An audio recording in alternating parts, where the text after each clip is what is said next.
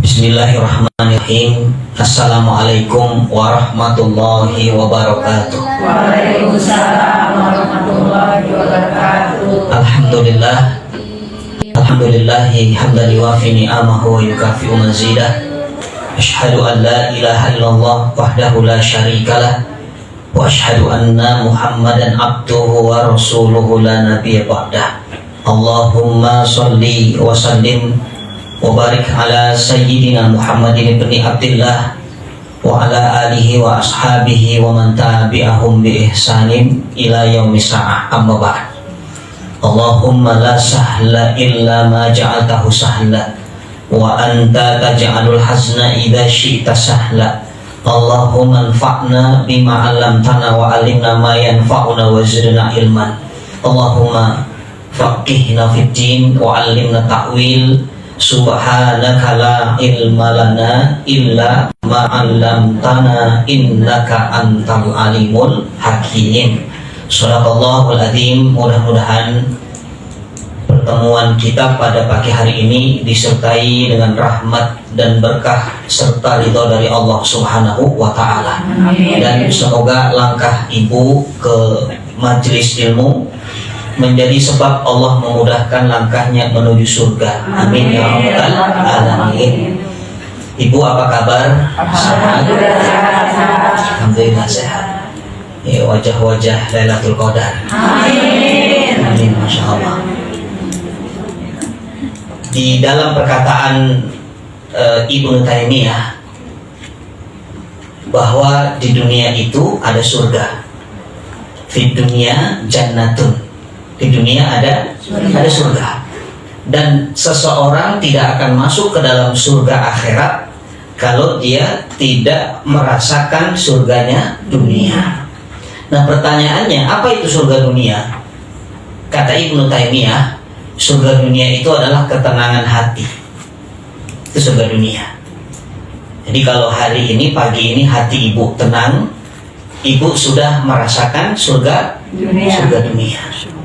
Di mana tempat yang paling baik untuk mencari ketenangan hati?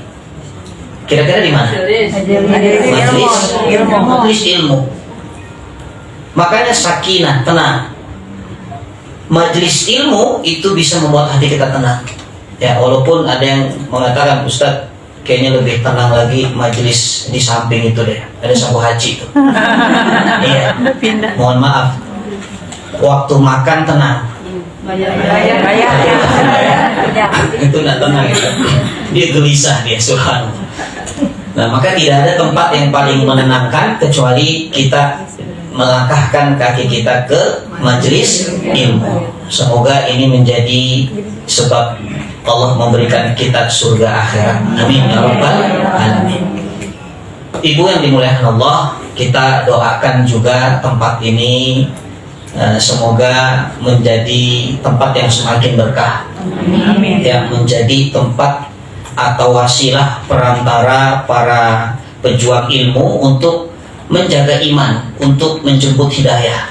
Nanti ini mukenanya gamis jadi saksi ini, ya, bahwa kita pernah ngaji di tempat ini, subhanallah, dengan niat untuk mencari ridha Allah. Apalagi ini bulan Syawal. Ini Syawal ini, masih Syawal ini ya. Izinkan saya ucapkan taqabbalallahu minna wa minkum siyamana wa siyamakum wa fi kulli amin wa antunna bi khairin. Ya, semoga Allah terima seluruh amal ibadah kita di bulan Ramadan, puasa kita, qiyam kita, tilawah Quran kita, infak kita, zakat kita, sedekah kita, iktikaf kita, dan semoga Allah berikan kepada kita kebaikan sepanjang tahun. Amin ya rabbal alamin. Ibu yang dimuliakan Allah, jamaah Khairatul Nisa, Syawal itu identik dengan 3 makna. Jadi Syawal, sebelum kita masuk ke tema, Syawal itu identik dengan 3 makna. Yang pertama, Syawal itu artinya irtifa. Dia meningkat, naik. Apa yang meningkat? Yang pertama iman. Irtifaul iman. Makanya kita mau bahas tentang iman. Ya, jangan-jangan iman kita ini bukan irtifa, tapi turun. Yang kedua, irtifaul amal, amal yang meningkat, itu Syawal. Yang ketiga, irtifaul akhlak, akhlaknya lebih baik lagi. Kemarin sebelum Syawal susah senyum sama orang itu. Sekarang tuh nggak ada orang senyum. Gila namanya sekarang. Kenapa? Karena puasa itu hakikatnya dia merubah semua dari yang namanya dohirnya dari batinnya. Itu puasa. Mungkin para guru sering memperumpamakan ini. Ada binatang itu, ada ular, ada ular. Ya. Ular itu puasa. Tapi sebelum dia puasa namanya tetap ular. Ketika puasa namanya juga ular. Setelah puasa namanya ular. Bandingkan dengan ular. Ular itu puasa juga.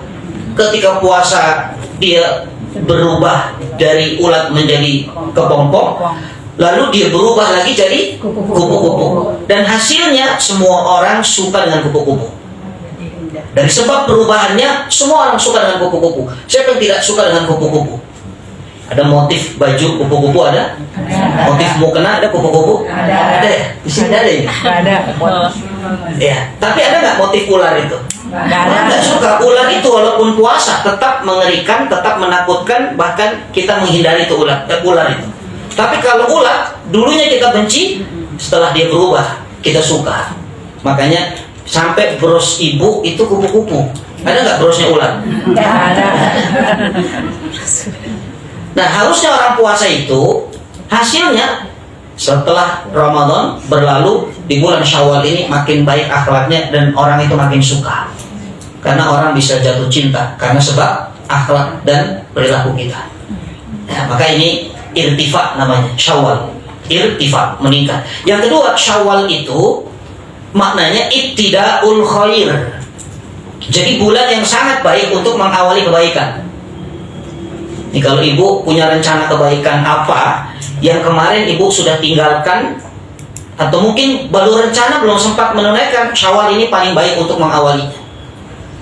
Makanya ini kajian perdana ini kan? Ya. Alhamdulillah kita mengawali kebaikan ini, majelis ilmu ini di bulan Syawal. Jadi kalau diawali di bulan Dzulqa'dah telat gitu. Ada yang liburnya sampai libur majlis taklim sampai ketemu Idul Adha. Itu cuti namanya, subhanallah. Ya. Itu tidak khair. Kenapa? Karena setan. Nah ini penting nih. Setan itu mengawali keburukannya juga Syawal ibu. Iya, setan kan Ramadan diikat, ya kan? Ya. Setan Ramadan diikat. Ada setan yang nggak diikat tuh ketika Ramadan, munculnya pas sahur. Tung-tung sahur, tau? Ya. Kesukaan anak-anak ini. Setan tuh diikat, tapi setelah takbiran kemarin, Allahu Akbar, Allahu Akbar, Allahu Akbar, La ilaha illallah, Wallahu Akbar, Allahu Akbar, walillahil hamd. Itu setan sudah dilepaskan. Makanya coba jujur, siapa yang malam takbiran masih sempat tahajud 23 rakaat plus witirnya? Ada? Tidak ada. Padahal kemarin rajin ibu, betul nggak? 29 kemarin itu nggak putus itu. Ya kalau terawih sesat, takbiran jangan terawih, tahajud minimal walau rakatain, walau 2 rakaat, walau witirnya 1, ada nggak? Alhamdulillah. Kalau masih ada alhamdulillah nih. Tapi saya kadang menemukan sudah lupa itu. Ya kenapa? Sibuk. Besoknya mau lebaran, fitting baju, ya, nanti bikin spot foto keluarga, bikin apalah, ya pokoknya sibuk lah, disibukkan, kita nggak sadar itu. Bahkan besok paginya itu ada orang yang malam sibuk takbiran, paginya subuhnya kesiangan. Alhamdulillah. Ya ini salah satu contoh bahwa setan itu sudah berhasil mengawali keburukannya di bulan Syawal, maka kita jangan kalah. Kita pun harus mengawali kebaikan kita dari bulan Syawal. Yang ketiga, Syawal itu istimror. Istimror itu lanjutkan ibu. Jangan selesaikan. Jadi salah kalau ada orang setelah Ramadan dia berhenti beramal soleh. Makanya inilah kenapa kita membahas tema, apa tema kita ini? Menata iman setelah Ramadan. Ya, karena mungkin iman kita berantakan. Ya, ada satu penyakit yang muncul pasca Ramadan, biasanya itu adalah penyakit futur. Ya, apa futur? Malas. Ya, penyakit malas. Ini penyakit yang sudah muncul dari sejak pandemi kemarin dan susah hilangnya itu. Makanya saya sering menyampaikan di beberapa majelis, saking virus malas ini sudah nempel, itu mau malas aja malas. Coba bayangkan itu, saya mau malas tapi malas ya, parah banget ini orang. Nah, makanya supaya tidak berkepanjangan futurnya, karena kalau futurnya lama makin lama itu nanti berubah jadi fujur. Futur boleh, asal jangan fujur.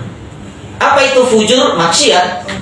Fa'alhamaha fujuraha wa taqwaha. Ya, memang kita ini punya dua sisi, ada fujurnya, ada takwanya. Tapi jangan sampai karena sebab futur jadi berubah fujur. Itu yang masalah. Makanya kata Nabi, inna likulli amalin sirrah. Sungguh setiap amal itu ada semangat. Kapan semangat beramal? Kemarin Ramadan. Siapa yang tidak semangat beramal Ramadan? Saya kira tidak ada. Semua orang semangat itu. Mari kita bahas tuh di kajian terakhir persiapan Ramadan. Masih ingat nggak? Di rumah siapa itu? Bu Nuni ya? Di Bintaro juga ya? Ya kan kita bahas itu, semangat ibadah Ramadan.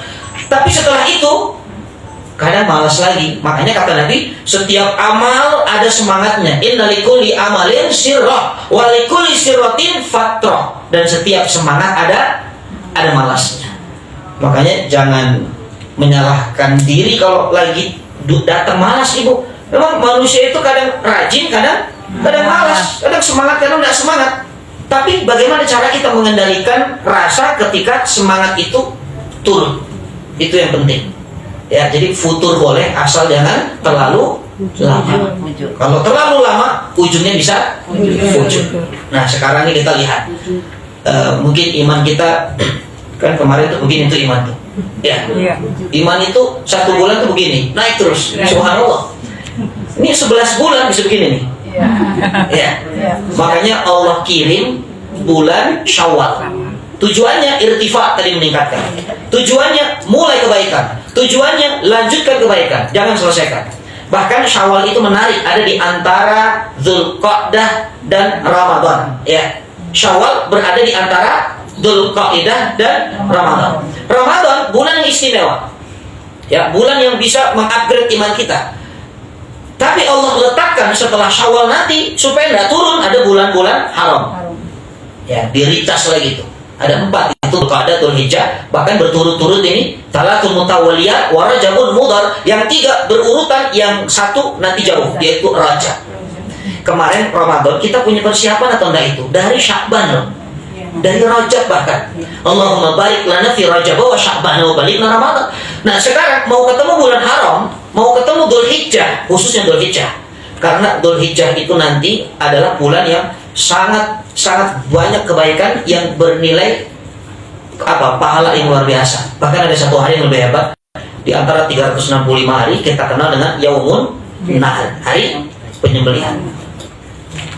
Nah, makanya ini persiapan. Kalau Ramadan kita siapkan dari Rajab, dari Sya'ban, maka bulan Dzulhijjah kita juga harus mempersiapkan dari Syawal, Dzulqa'dah, supaya nanti masuk Dzulhijjah itu tenang.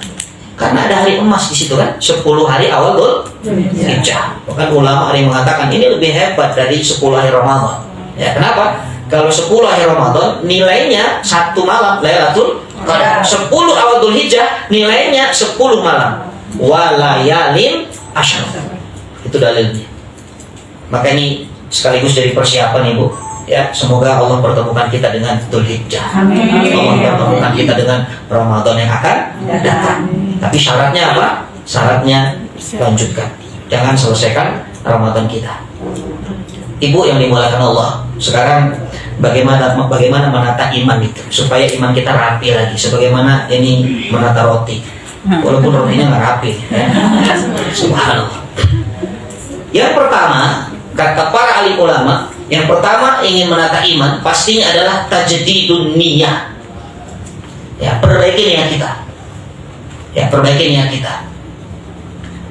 Ya, tajdidun niyah. Nih sekalian bahasa Arab nih ya. Dan nanti catatannya tuh bahasa Arab. Subhanallah. Ya, tajdidun niyah. Begitu saya bilang tajdidun niyah, bengong. Apa itu? Begitu diperbaiki niat, oh baru nyata. Subhanallah. Nah, ibu yang dimulakan Allah, kenapa diawali dari niat?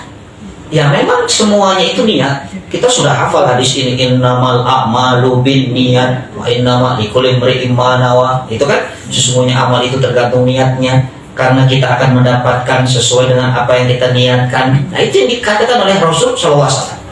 Kenapa? Karena mohon maaf, mungkin ada orang yang beribadah niatnya hanya karena ingin mendapatkan lipat ganda pahala.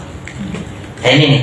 Jadi saya mau naikin level iman kita semua supaya tidak bertahan di iman yang ini nih. Ya, ini bukan kata saya. Ada ulama Imam Busairi. Ya, Imam Busairi beliau mengatakan kalau ada hamba Allah, ya ada seorang hamba, dia beribadah karena pahala, maka ini bukan Abdullah, tapi Abdus Thawab. Abdus Thawab itu artinya hamba pahala. Ya, hamba pahala. Kalau ingin menjadi hamba Allah, ibadahnya karena Allah lah, jangan karena pahala. Terus mungkin ibu bertanya, loh, memang tidak boleh Ustaz ibadah karena pahala?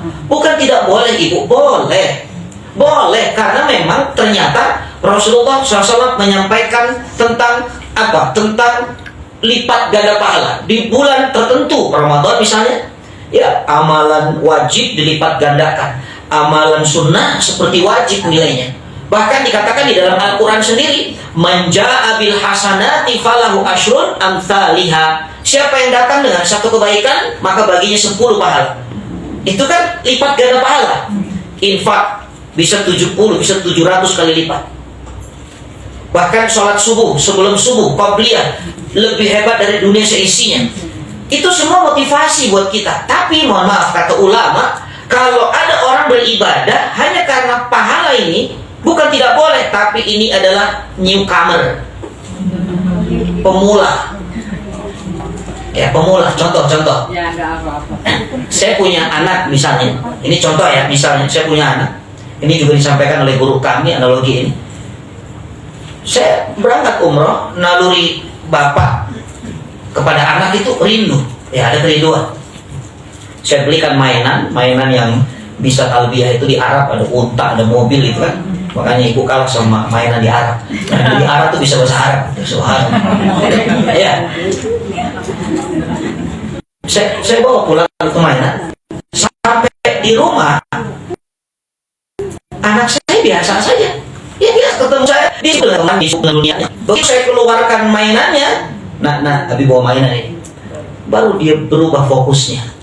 Iya, yang awalnya sibuk dengan teman-temannya, sekarang dia lihat ke mainan itu, dia mendekati saya, tapi saya kasih syarat dulu. Sebentar. Mau mainan ini? Mau? Cium dulu, peluk dulu habisnya.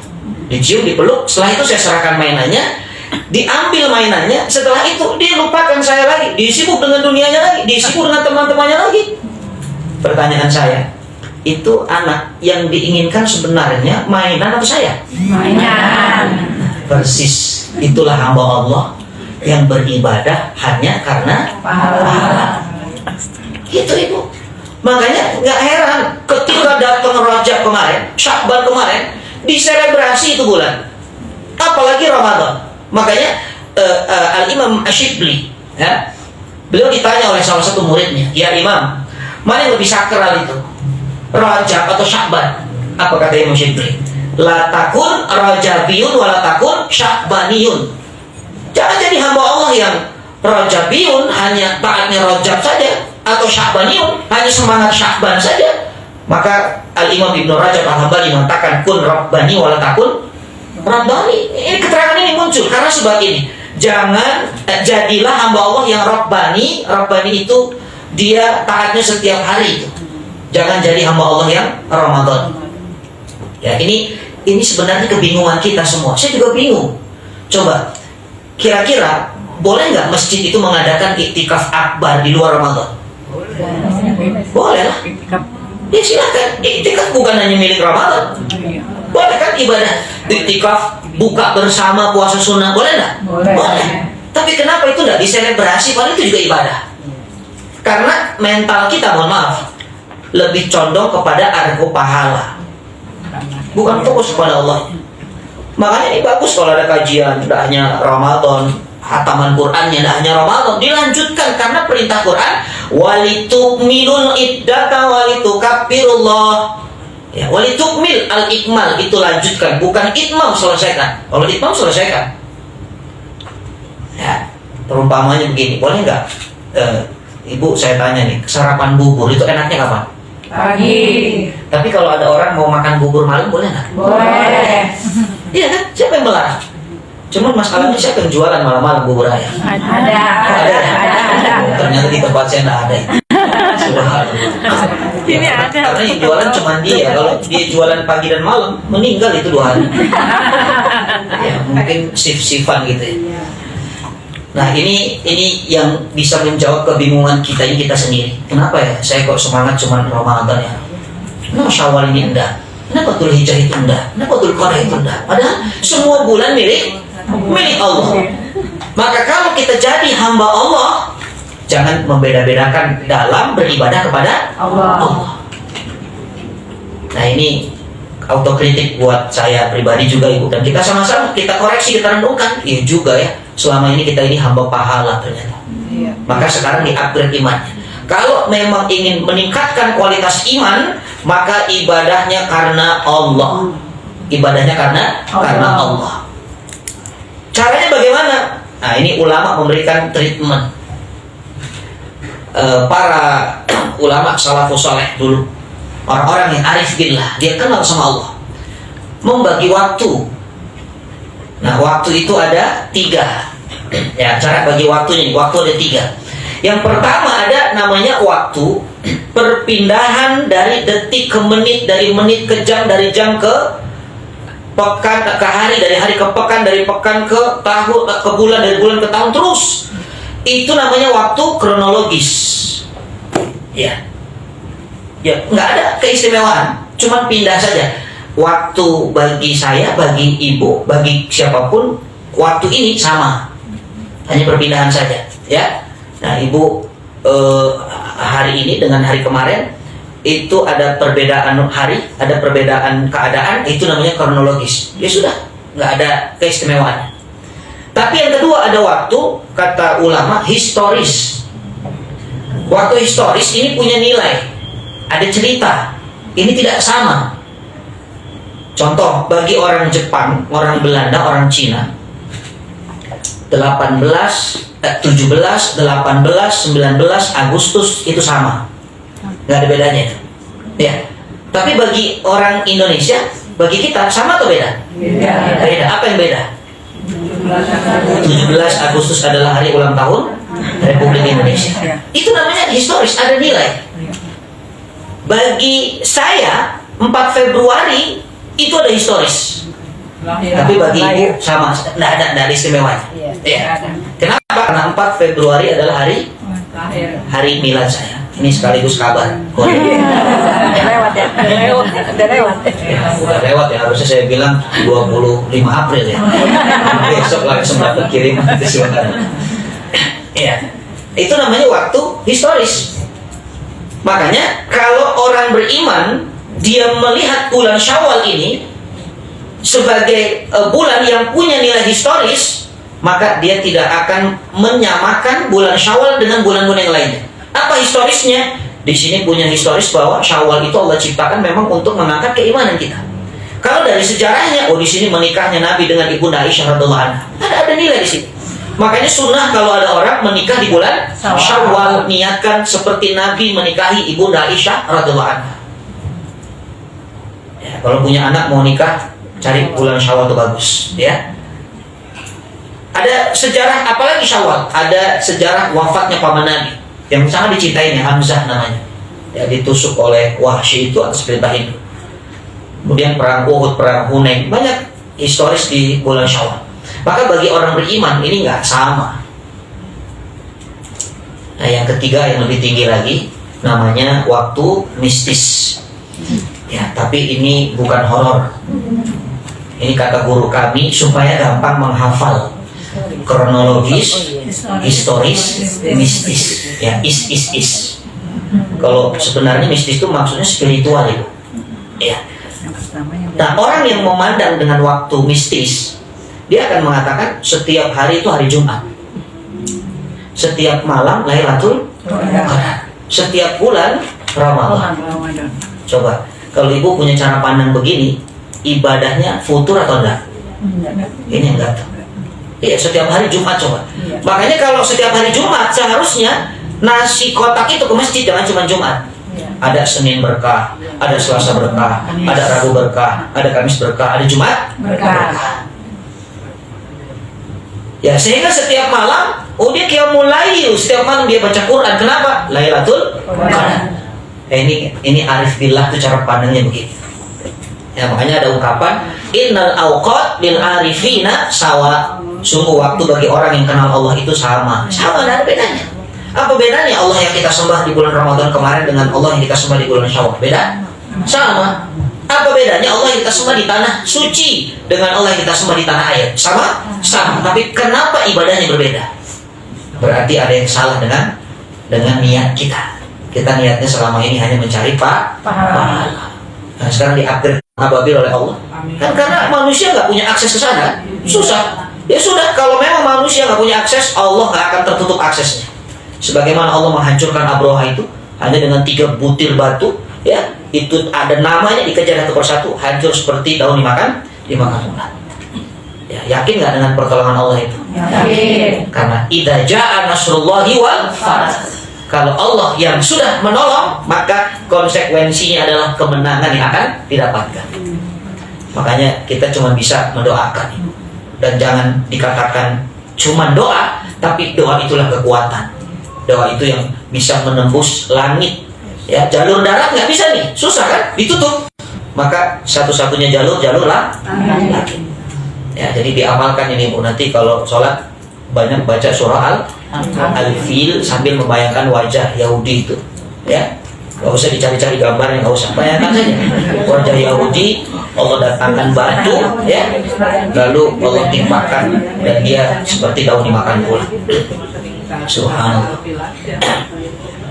Nah, termasuk orang-orang yang mendukungnya itu, ya, termasuk orang-orang yang mendukungnya itu, diam-diam dia ternyata mesinnya Muslim, tapi hatinya Zionis, naudzubillah, munafik itu. Termasuk tuh nanti kalau ada burung nyasar ke Bintaro, rumah dia itu, subhanallah.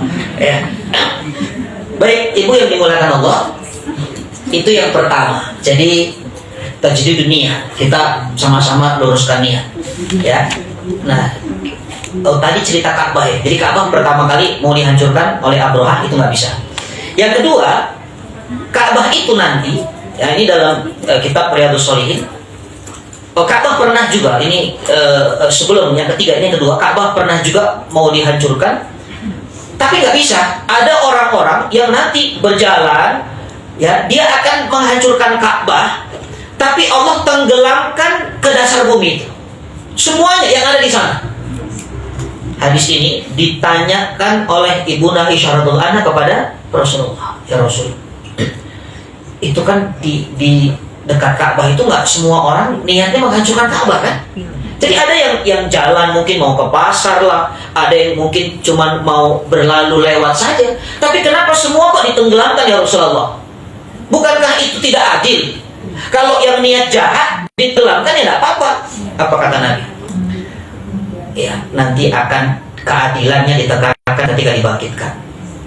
Maka ketika dibangkitkan, yuhsyarul mar'u ala niyatihim. Seseorang akan dibangkitkan, dikumpulkan tergantung sesuai dengan niatnya.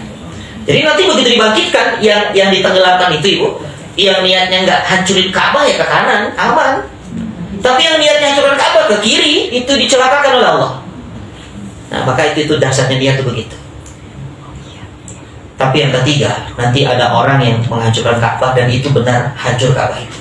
Laki-laki dari Habasyah, kakinya tuh agak pincang begitu, ini dalam hadis yang sahih. Kakinya agak pincang, dia mencongkel-congkel Ka'bah, karena itulah akhir zaman. Jadi kalau sudah akhir zaman, Ka'bah itu sudah tidak ada yang tawaf lagi. Ka'bah sudah dihancurkan, bahkan Madinah itu menjadi tempat mencari makan anjing liar dan tempat pembuangan sampah. Makanya kata Nabi pernah berdiri di depan di atas tanah Madinah. Nabi mengatakan, hadhihi Tibah, kata Nabi. Ini Tibah. Tibah itu nama lain dari kota Madinah. Ibu kalau ke bandara, itu kan yang pernah umroh ada tuh Tibah. Ya. Kota yang baik, Thayyib. Tibah itu Thayyib. Kota yang baik. Kata Nabi, fazuruha, ziarahilah Madinah ini. Itu perintah Nabi itu. Sebelum nanti menjadi tempat cari makanan anjing liar dan tempat pembuangan sampah. Makanya yang sudah pernah ziarah ke Madinah bersyukur kepada Allah. Yang pernah ziarah ke makam Rasulullah SAW bersyukur kepada Allah, karena sudah menunaikan perintah Nabi. Nah, itu akan terjadi nanti. Nah, sehingga subhanallah, kita bahas babnya niat ya. Niat ini menjadi hal yang sangat-sangat penting dalam apapun. Banyak sekali ibu kisah tentang niat itu yang membuat orang itu jadi jadi merasa tidak sia-sia akan diniatkannya. Karena ada cerita juga tuh, ada orang kaya, orang miskin. Yang kaya hobinya infak, sedekah. Itu kalau lagi bagi-bagi makanan, dia bikin barisan itu, ya persis bansos gitu lah, ya. Kata orang miskin, antri itu orang miskin, salah satu dia bilang, ya Allah, kalau saya kaya, saya ingin seperti dia, ya Allah. Ternyata di surga ibu ketemu nih dua orang, surganya sama. Yang kaya protes sama Allah, ya Rob, ini kayaknya salah ini. Saya kan yang suka ngasih, dia ada di antrian. Ini kenapa dia mau ngantri lagi di sini? Kata Allah, bukan antri lagi, karena ketika dia ketika dia berada di barisan, dia punya niat yang baik. Dia ingin menjadi kaya. Seandainya dia kaya sepertimu, maka dia akan melakukan apa yang kamu lakukan. Maka dicatat oleh Allah tuh niatnya sampai surganya sama itu, bayangkan. Maka jangan main-main sama niat itu. Jadi tiap hari itu ibu kalau bisa niatnya baik terus. Betul. Walaupun tidak tersampaikan, minimal kalau wafat hatinya husnul khotimah, hatinya niat baik. Jangan niat mau dendam mati. Husnul khotimah itu. Ya, Utsman bin Affan radhiyallahu anhu, saya pernah menyampaikan kisah ini, ya. Mungkin ibu sudah lupa. Utsman itu sahabat Nabi sekaligus menantunya Nabi, menantu itu mertua. Menantunya Nabi, ya. Utsman bin Affan menikahi dua putri Nabi. Tapi tidak sekaligus. Ya, yang satu wafat, nikah lagi. Namanya turun ranjang kalau kita istilah sekarang itu. Turun ranjang. Jadi boleh kalau ada kakaknya meninggal, itu suami itu nikah sama adiknya, itu boleh. Ya, tapi kalau kakaknya diracun nggak boleh. Supaya cepat meninggal, astagfirullah. Utsman bin Affan radhiyallahu anhu saat itu nggak ikut perang Badar karena atas perintah Nabi. Apa kata Nabi? Utsman, kamu nggak usah ikut perang Badar ya, karena Ruqayyah sedang sakit. Itu alasannya. Jadi ternyata menjaga istri sakit itu adalah jihad yang sebenarnya lebih hebat dari perang Badar. Tuh bayangkan tuh. Ini dalil ibu. Ini dalil nanti kalau suami ibu lagi sakit ini suaminya disampaikan cerita Utsman. Iya. Ya.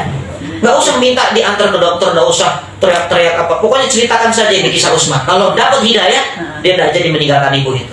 Bayangkan perang Badar saja kata Nabi tidak boleh, apalagi sekedar badminton, apalagi sekedar kumpul meeting di kantor. Iya kan? Ini perang Badar kata Nabi, jangan jaga istrimu sedang sakit, Ruqayyah sedang sakit. Tapi ibu tahu nggak? Ternyata nama sahabat Utsman bin Affan radhiyallahu anhu terdapat di antara 313 sahabat Nabi yang ikut perang Badar.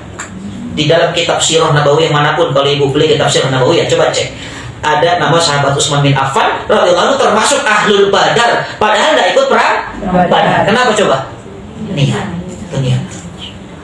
Makanya boleh jadi yang sudah daftar ke sini tuh, ya kemarin sudah daftar, tapi hari ini tidak bisa karena mungkin anaknya sakit, suaminya sakit, ya. Maka Allah sudah catat hari ini dia berada di majelis taklim sekarang. Amin. Subhanallah. Itulah dahsyatnya niat. Maka ini yang pertama, kita sama-sama luruskan niat. Ya Allah, semuanya inna sholati Wa nusuki wa mahya wa mati lillah. Lihat kata-katanya lillah, bukan listawa, bukan untuk pahala, tapi lillah. Karena kalau sudah karena Allah pasti ada pahala. Tapi kalau hanya berharap pahala, belum tentu dapat Allahnya, bisa hilang. Ya, pahala tuh gampang hilangnya, Ibu. Betul nggak? Kalau Allah itu kalau sudah melekat cinta, itu nempel. Tapi pahala tuh bisa hilang. Contohnya apa? Dengan hasad hilang kalau rontok, itu kan?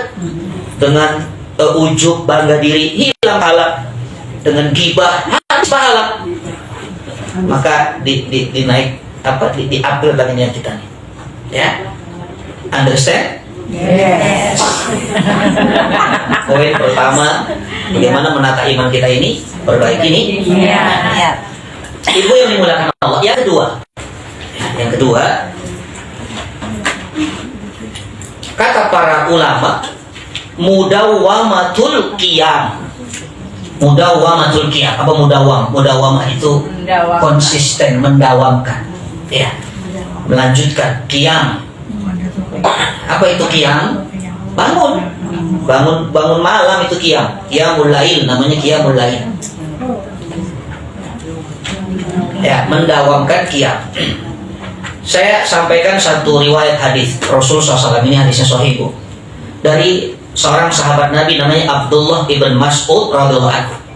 Abdullah itu ada Abdullah bin Mas'ud, ada Abdullah bin Umar, ada Abdullah bin Abbas radhiyallahu anhu ajma'in. Tapi kalau Ibu membuka kitab hadis, di situ didapati nama Abdullah tanpa ada ujungnya. Tuh, nggak ada ujungnya. Abdullah saja. Maka kata ulama, jumhur ulama sepakat itu merujuk kepada Abdullah ibn Mas'ud radhiyallahu anhu. Itu kaidahnya itu. Ya. Jadi kalau ada baca hadis Abdullah siapa ini?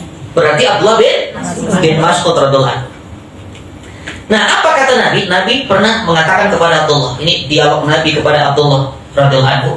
Ya Abdullah, la takun mithla fulanin. Kata Nabi, hai Abdullah, jangan seperti dia. Fulan itu dia, kata ganti. Ya, fulanin, jangan seperti orang itu.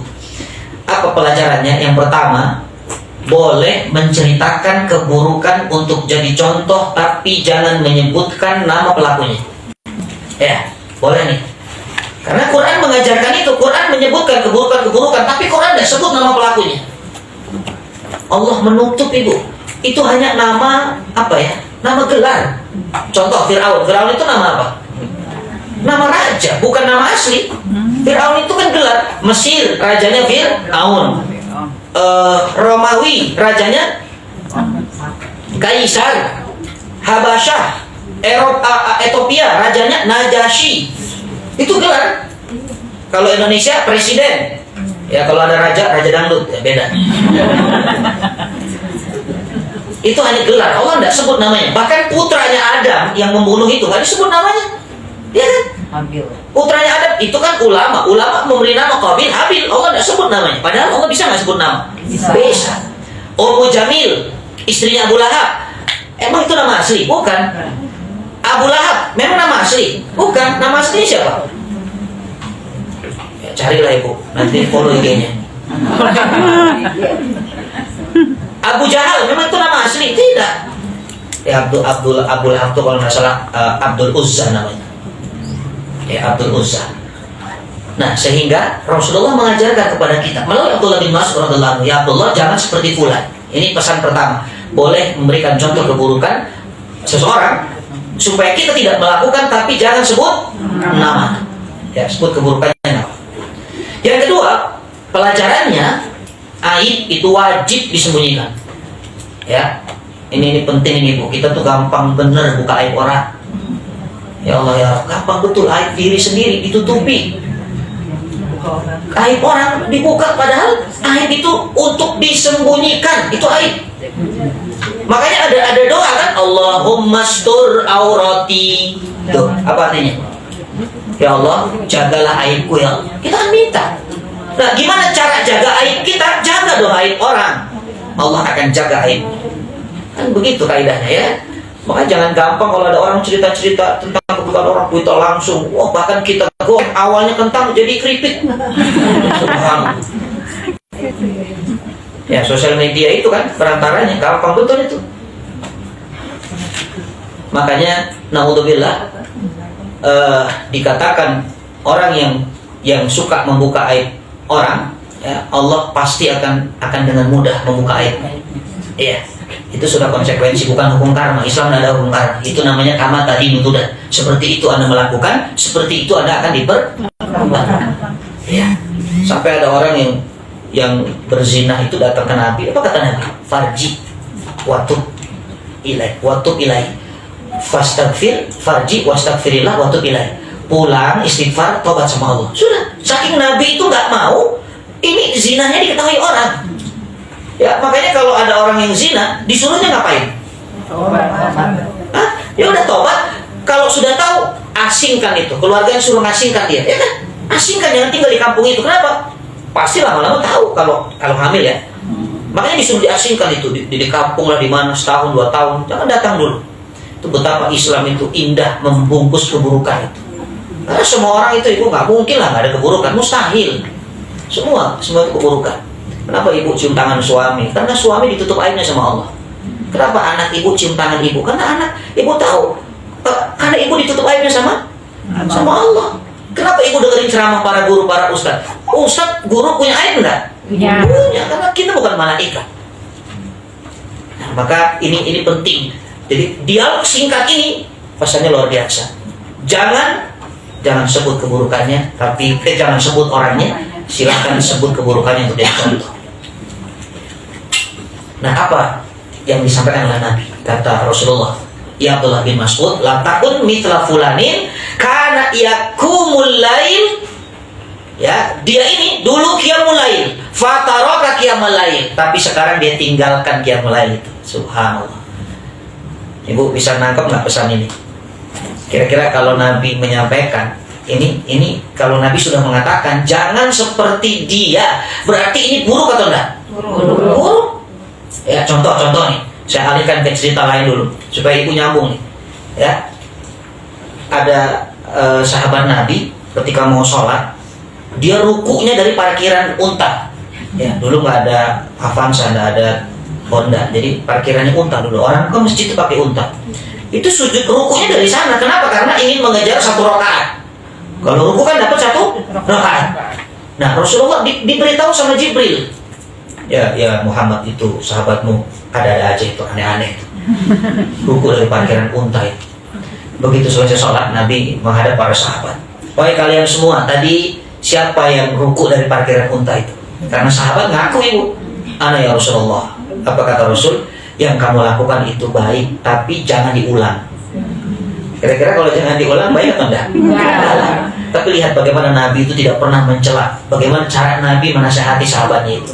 Dipuji dulu, yang kamu lakukan bagus, tapi jangan diulang. Sama ibu kalau anaknya bawa minuman, pecah gelasnya, jangan langsung dimarahinya. Nah, terima kasih ya nak, bagus, pinter, anak mama. Tapi jangan diulang lagi, ya.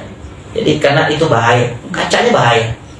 Jadi jangan langsung dimarahi. Kalau kita kan yang awal muncul itu apa? Emosinya, boro-boro memujinya. Nah, maka cerita tadi pun sama. Rasulullah SAW mengatakan jangan seperti dia. Kenapa? Dulu qiyamul lail, sekarang tinggalkan. Maka kata ulama, orang yang paling tercela bukan orang yang belum mengawali kebaikan, bukan itu. Karena kalau orang belum mengawali kebaikannya, mungkin dia belum dapat hidayah. Tapi orang yang tercela itu adalah ketika sudah mengawali kebaikan, lalu kebaikan itu ditinggalkan. Itu orang yang paling tercela. Jangan-jangan itu kita, ibu. Subhanallah. Ya, kena lagi nih kita nih. Iya. Udah mah ibadah karena pahala. Kita juga itu. Ya, udah mah dulu qiyamul lail Ramadan sekarang ditinggalkan. Dulu baca Quran sekarang ditinggalkan. Kita juga itu. Subhanallah. Maka kalau ingin mendapatkan sifat yang lebih baik dari itu, jangan sampai kita termasuk orang yang disebut Nabi sekarang yang sudah kehilangan qiyamul lail, tarik lagi, ya, walau rakaatain, walau 1 rakaat witirnya, yang sudah kehilangan Quran, ambil lagi Qurannya, buka walaupun 1 halaman dibacanya.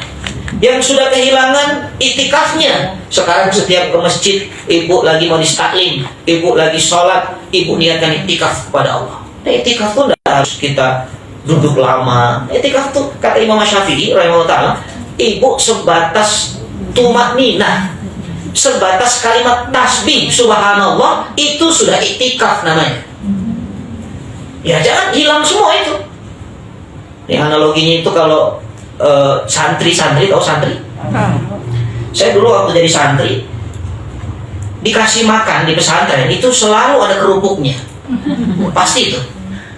Mau sayurnya sop pasti ada kerupuk, mau ada daging setiap setahun sekali kalau Idul Kurban itu pun sebesar jempol ibu pasti ada kerupuknya, ada tempe ada kerupuknya.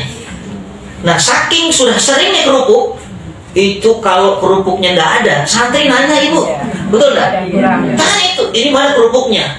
Karena sudah mendarah kerupuk ibu, bukan mendarah daging. Daging, saya kasih tak kerupuk ini.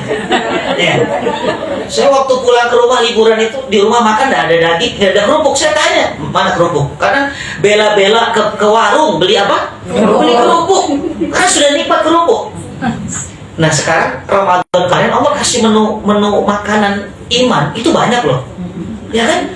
Kok ibu bisa i'tikaf, ibu bisa baca Quran, ibu bahkan bisa qiyamul lail, ibu bisa witir, ibu bahkan bisa jaga hati, jaga lisan. Itu semua makanan kolbu, makanan hati. Nah sekarang kalau Syawal ini hilang, harusnya ibu cari dong, seperti santri kehilangan kerupuk tadi. Ibu cari, tanya diri ibu, Taufik, mana qiyamnya? Qiyamnya mana? Kok tidak ada di qiyamnya? Mana Qurannya? Nah harusnya kita cari. Itu salah satu cara untuk kita bisa menarik lagi kebaikan yang sudah lepas yang kita tinggalkan. Evaluasi maksudnya.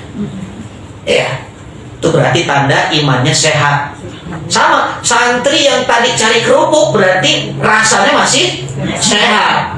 Kok nggak ada kerupuk, nggak enak ini makan. Berarti nikmat rasanya masih sehat. Jadi kalau nggak cari-cari amalan yang hilang kemarin, imannya lagi sakit itu. Ya segera datang ke apa? IGD, iman gawat darurat. Iya. Iya, atau UGD, Ustadz gawat darurat ya. Datang untuk minta nasihat sama Ustadz Subhan. Nah, jadi ini dikatakan pesan Nabi kepada kita, jangan sampai kita menjadi orang yang sangat buruk, sangat tercela karena sudah pernah melakukan kebaikan, lalu kebaikan itu kita tinggalkan. Nah, ibu yang dimuliakan Allah, itu yang kedua ya. Ya, mudawamatul qiyam. Ya, mudawamatul qiyam. Sekarang yang ketiga. Yang ketiga kata ulama, mudawamatus siyam. Ya, mendawamkan puasa. Ya, karena kita punya komitmen ingin istimror, melanjutkan tadi Ramadannya. Kenapa qiyam dan siam itu tidak bisa dipisahkan itu? Ya, ada qiyam, ada siam. Karena qiyam itu menjaga kita di waktu malam, siam itu menjaga kita di waktu siang. Ini amalan dahsyat. Ya, sampai ibu, subhanallah, ba'da Ramadan itu Allah tidak lepaskan namanya siam. Ya kan? Ada namanya siam Syawal. Bahkan hadisnya memberikan motivasi kepada kita, man shoma Ramadana, ya, tsumma atba'ahu sittan min Syawal. Siapa yang puasa Ramadan lalu diikuti dengan 6 hari Syawal, maka seperti puasa 1 tahun lamanya. Nah, ini sekarang yang sudah selesai banyak ya. Ini wajah-wajah sudah selesai Syawal. Ada yang kurang 3 ada. Ada yang kurang 6 itu belum. Kurang itu sudah. Kurang aja gitu. Memang ujiannya nggak gampang ya. Betul nggak? Susah nggak Syawal itu? Padahal Ramadan kemarin gampang Ramadan, tapi Syawal kok cuma 6 hari, kok berat di Arab. Memang ujiannya luar biasa itu. Yang pertama, kue lebaran. Itu mau niat puasa tuh kau nasar manggil-manggil. Belum lagi tamu, betul nggak? Iya, halal bihalal. Apalagi halal bihalalnya identiknya kan makan, halal bihalal itu makan identiknya. Makanya ujiannya berat betul. Datang tamu lah, kadang-kadang ada orang sudah puasa, datang tamu, bingung nih, gimana caranya? Ya sudah, batal saja. Kan menghormati tamu, memuliakan tamu juga ibadah. Itu dalilnya ada dia. Man kana yu'minu billahi wal yawmil akhir falyukrim dhaifah. Siapa yang beriman kepada Allah dan hari akhir dan akan muliakan tamu. Ini urusannya iman. Karena tamu tidak akan mau makan kalau tuan rumahnya enggak makan, kecuali tamu yang kelaparan 2 hari enggak makan.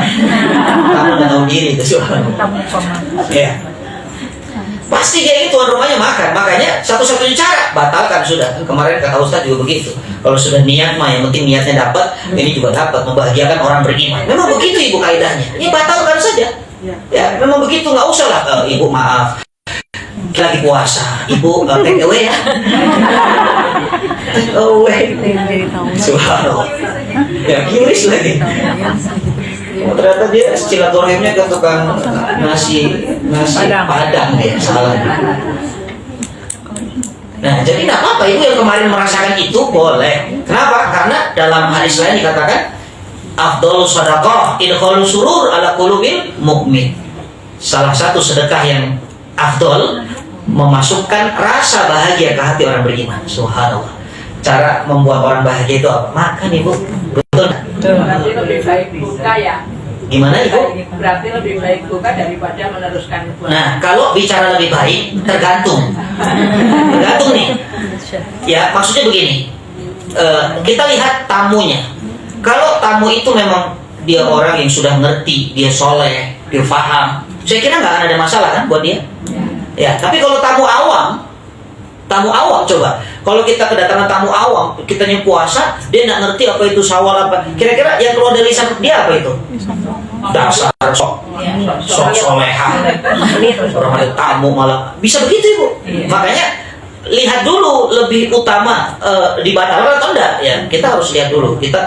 Ya tapi memang bersandarkan kepada hadis ini, kalau niat ibu ingin membahagiakan tuan rumah, membahagiakan tamu, silahkan ibu. Maka lebih bisa dikatakan diutamakan, dibatalkan saja. Ya untuk menghindari prasangka atau don. Ya, jangan-jangan tamunya suudon sama kita. Ini orang pelit yang sawalan dan nggak makan. Nggak ada juga konfirmasi kalau dia pasal kan putri ya. Dia ini putri ya. Dia ini kita tuh. Ada berbuka. Bismillah. Bismillah. Berhabat doa wa talatul huruf wa tabatal ajr insyaallah. Ya. Jadi memang ujiannya berat. Tapi jangan sengaja. Ini babnya beda. Kalau ibu lagi puasa Syawal, tiba-tiba kok ada tamu datang di WA teman-teman. Assalamualaikum, ibu, tolong dong datang ke rumah. Datangnya jam 12 kurang ya. Emang dia mau makan siang bareng itu. Tamunya dia balas WA-nya, ibu, insya Allah saya datang, tapi jam 6 lewat 5 ya. Oh itu mau udah adzan. Oh saya mau usah datang soalnya. Ya, memang kadang-kadang kita kalau itu modus namanya, tidak boleh. Jadi kenapa? Karena memang ukuran bahagia kita itu apa? Makan. Makanya mohon maaf, Idul Fitri itu jangan diartikan kembali suci. Ya, kalau kita hanya dikatakan kembali suci, maka yang akan keluar lahir adalah manusia sok suci, merasa suci. Idul Fitri itu apa? Hari raya makan itu. Fitrah itu kan makan. Makanya zakat fitrah itu zakat makanan pokok, beras. Afdolnya kata ulama, jumhur ulama, kalau zakat fitrah beras, zakat mal baru harta. Ya, bukan nggak boleh pakai uang. Yang kemarin zakat pakai uang, boleh nggak? Boleh. Tapi kata ulama, tolong pastikan uang yang sampai kepada mustahik itu betul untuk membeli bahan makanan pokok. Kalau untuk rokok dan kuota itu masalah. Berarti bukan zakat fitrah, zakat kuota. Makanya amil itu berat bebannya yang bagi uang itu. Makanya sebaiknya daripada jadi hisab nanti, lebih baik sarankan kepada jamaahnya beras. Udah cari aman, udah beras. Ya kalau nanti berasnya dijual lagi sama mustahik, itu urusan dia sama Allah, bukan urusan kita. Kecuali kita yang beli. Ini saya beli dengan harga murah, itu parah juga. Ya, maka Idul Fitri itu hari yang makan. Kenapa? Karena diukur manusia itu dengan bahagianya dengan makan. Di kampung itu ibu dulu saya waktu kecil ya, masih tahun-tahun 80-an itu, kalau sholat Id di kampung itu selalu bawa besek nampan isinya makanan ibu. Iya, di kampung ibu ada nggak yang begitu? Sampai hari ini masih ada itu. Jadi berangkat bawa tempe bacem, pulang ayam bakar, itu untung. Kita puter-puter gitu kan makannya. Iya. Nah itu saya rasakan di Jakarta tidak ada itu. Di Jakarta sudah dibuatkan di rumah ya kan, datang ke rumah baru makan opor. Kalau di kampung dibawa ke masjid. Nah mau ukuran kebahagiaan kita makan, bukan kata saya. Ini Nabi yang mengatakan. Ini ada orang yang protes, Ustaz, masa hari raya umat Islam yang seselebrasi itu cuma makan sih? Masa cuma makan? Jangan salah ibu, makannya di hari itu nilainya ibadah. Karena diharamkan puasa. Betul nggak? Ya. Jadi kalau sesuatu diharamkan, ya, diharamkan puasa, maka nilai makannya itu ibadah. Diharamkan makan, pasti nilai ibadahnya di puasa. Itu kaidahnya. Makanya kemarin kalau satu Syawal ada yang hilang makan banyak, mungkin dia lagi ibadah, biarin aja tuh. Tetapi kalau kebablasan juga nggak boleh berlebihan. Ya. Nah maka Nabi pun mengatakan dalam hadis yang sahih, ini hadisnya pendek, diriwayatkan dalam kitab Sahih Muslim dan Musnad Imam Ahmad dari Abdurrahman bin Sa'ad Ad-Dausi atau Abu Hurairah radhiyallahu anhu. Apa kata Abu Hurairah itu? Rasulullah mengatakan, "Liso ini farhatan." Bagi orang yang puasa itu ada dua kebahagiaan. Ya, yang pertama, jadi kalau dikatakan faroha, ya. Faroha itu kalau ibu buka kamus bahasa Arab, kamus Munawir atau Munjid, faroha itu artinya haflatul urush. Apa haflatul urush itu? Pesta pernikahan. Jadi ulama mentamsilkan bahagianya orang ini dalam hadis ini sama dengan bahagianya orang pesta pernikahan. Kira-kira pesta pernikahan bahagia nggak ibu? Ibu pernah nggak? Pernah kan? Pernah resepsi kan dulu? Pernah. Bahagia nggak itu? Bahagia, walaupun hanya satu hari, besoknya pusing bayar catering, pusing mikirin bayar gedung, subhanallah. Tapi minimal hari itu bahagia. Nah, orang yang puasa ternyata dia punya kebahagiaan dua. Yang pertama, hina yuftir kata Nabi, ketika berbuka puasa, berarti ketika makan. Betul nggak? Makanya kemarin waktu ibu puasa, coba ngaca deh. Jam 1:05 dengan jam 6:05 itu senyumnya beda. Betul nggak? Itu dengar adzan asar dengan adzan maghrib, bahagianya beda. Padahal sama-sama adzannya sama enggak? Sama. Yang adzan itu sama, pakai batu-batu. Tapi kenapa rasanya beda? Begitu Allahu Akbar asar. Si asar. Lama ini asar. Tapi kalau begitu maghrib, Allahu Akbar. Oh, itu bahagia luar biasa. Dan diukur makan ibu kita itu diukur bahagia makan. Coba majelis ilmu itu kalau nggak ada makanan, ini ada nggak makanan? Ada. Makanya wajahnya beda. Coba kalau nggak ada makanan, pakai masker semua ini senyum. Ya. Nah jadi itu kebahagiaan pertama dinilai oleh Nabi ketika puasa. Yang kedua, hina yalqarabahu, ketika bertemu dengan Allah. Jadi level paling tinggi. Kalau hanya sekedar makan yang membuat kita bahagia, ini nafsu hayawani namanya, nafsu binatang. Tapi kalau lebih tinggi, karena ingin bertemu dengan Allah. Nah itu dengan cara puasa. Dengan cara puasa, makanya ada satu pintu surga bagi ahli puasa namanya Ar-Royyan. Yang kalau sudah masuk ke surga itu tidak akan pernah merasakan haus dan dahaga selama-lamanya. Subhanallah. Kenapa? Karena orang puasa itu identiknya menahan haus dan dahaga, haus dan lapar. Ya, jadi siang, ibu dawamkan siang. Nah, itulah rahasianya. Kenapa Allah setelah satu hari itu tadi makan, besok tuh sudah puasa kan? Tanggal 2 sampai ujung tuh puasa. Dan puasa Syawal itu ada sebagian ulama mengatakan itu puasa yang afdol karena mengikuti yang wajib, menempel dengan yang wajib. Sama dengan sholat qobliyah ba'diyah. Itu derajatnya itu. Sholat yang paling afdol itu apa? Ya, dalam hadis Nabi dikatakan afdolus sholati ba'dal maktubah qiyamul lail. Sholat yang paling afdol setelah sholat wajib adalah sholat malam. Dia mulai tahajud. Tapi ada ulama yang mengatakan sholat sunnah qabliyah ba'diyah itu juga tidak kalah hebat ibu. Kenapa? Karena nempel dengan yang wajib. Ingat kaidahnya, sesuatu yang nempel dengan yang wajib itu pasti istimewa. Contohnya apa? Kurban. Kurban itu nempel sama yang wajib. Inna a'tainakal kautsar fasholli li rabbika wanhar. Salat untuk Tuhanmu dan berkurbanlah. Ya, makanya kata ulama Man wajada sa'atan falam yudohi fala yaqrabanna musallana. Siapa yang punya keluasan rezeki tapi tidak berkurban, jangan dekati tempat sholat kami. Berarti kurban itu disandingkan dengan sholat. Ya, kata Rasulullah SAW.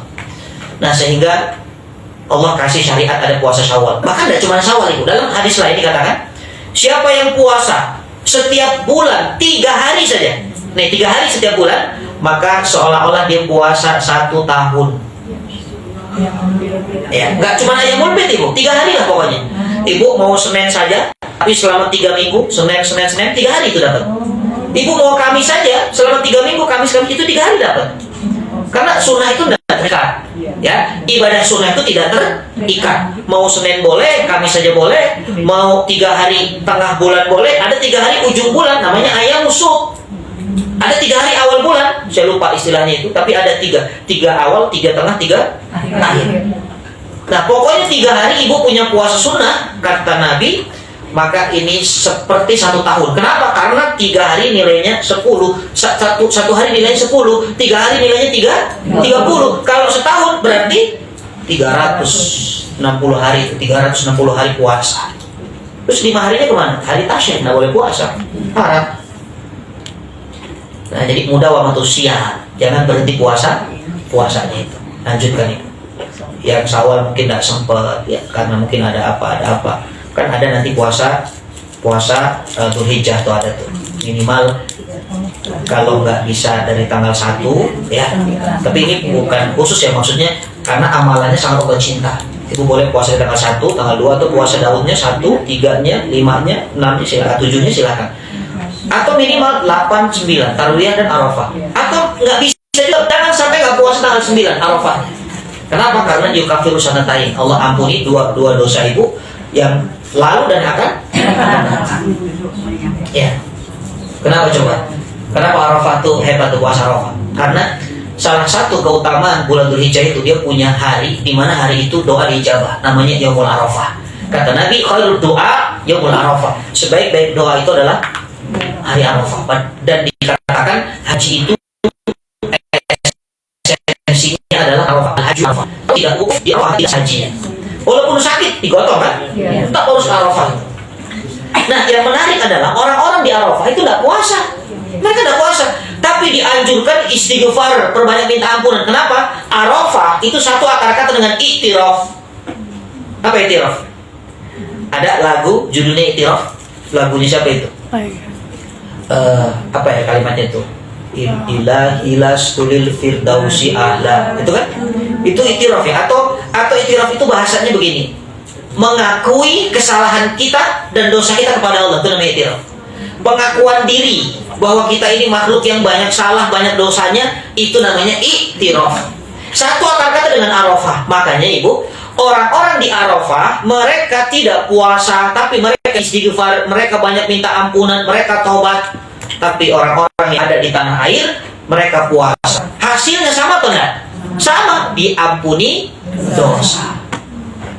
Makanya jangan sampai tidak puasa Arafah nanti. Nah, itu adalah poin yang ketiga, mudawwamatus syiyam. Dan ini amalan hebat ibu untuk menjaga iman, menata iman. Ini menarik nih, saya mumpung ingat.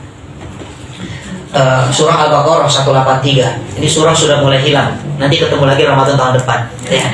Ya kan? Ya kan, kemarin masih disebut, ibu sering dengar tuh di masjid, dengar itu.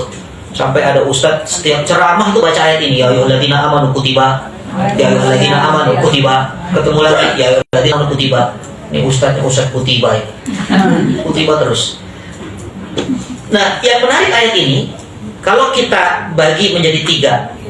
Ya ayyuhalladzina amanu, a'udzubillahi minasyaitonir rajim. Ya ayyuhalladzina amanu, hai orang-orang yang beriman. Coba ibu perhatikan iman. Allah berfirman untuk orang beriman. Pertanyaan saya, iman itu di mana? Di hati nih, iman itu di hati, di kolbu. Subhanallah. Makanya kita nggak bisa mengukur orang itu dari fisik, ibu. Kita nggak bisa mengukur iman orang dari fisiknya, nggak bisa. Bu, ibu imannya lagi turun ya. Kok tahu? Jilbabnya miring. Nggak bisa. Ya. Ya, belum tentu yang duduknya di depan ini imannya lebih hebat dengan yang duduknya di belakang. Nah, ada yang bisa mengukur iman kita. Belum tentu yang bicara di sini imannya lebih hebat dari yang mendengarkan, tidak bisa. Makanya iman itu urusannya hati. Subhanallah. Ya ayyuhalladzina amanu, hai hati orang-orang yang beriman. Orang-orang yang beriman yang punya hati itu. Dan kedua, perintahnya kutiba alaikumusiyam. Allah suruh puasa. Ternyata puasa itu amalan apa? Ya, amalan hati itu. Puasa itu amalan kolbu. Karena kita nggak bisa tahu orang itu puasa kalau orang itu nggak kasih tahu kalau dia lagi puasa, betul nggak? Apa bisa diukur dari tampilan? Bu, ibu puasa ya? Kenapa? Itu bibirnya kering banget ibu. Nggak bisa. Ya, tok bu, ibu puasa ya? Kenapa kok dari tadi lemes saya perhatikan? Senderan terus ibu. Nggak pernah juga jadi senderan itu. Nggak bisa ukur. Orang akan tahu kalau dia puasa kalau dia update status, baru orang tahu. Nanti sore buka pakai marjan anak kalian ini Allah.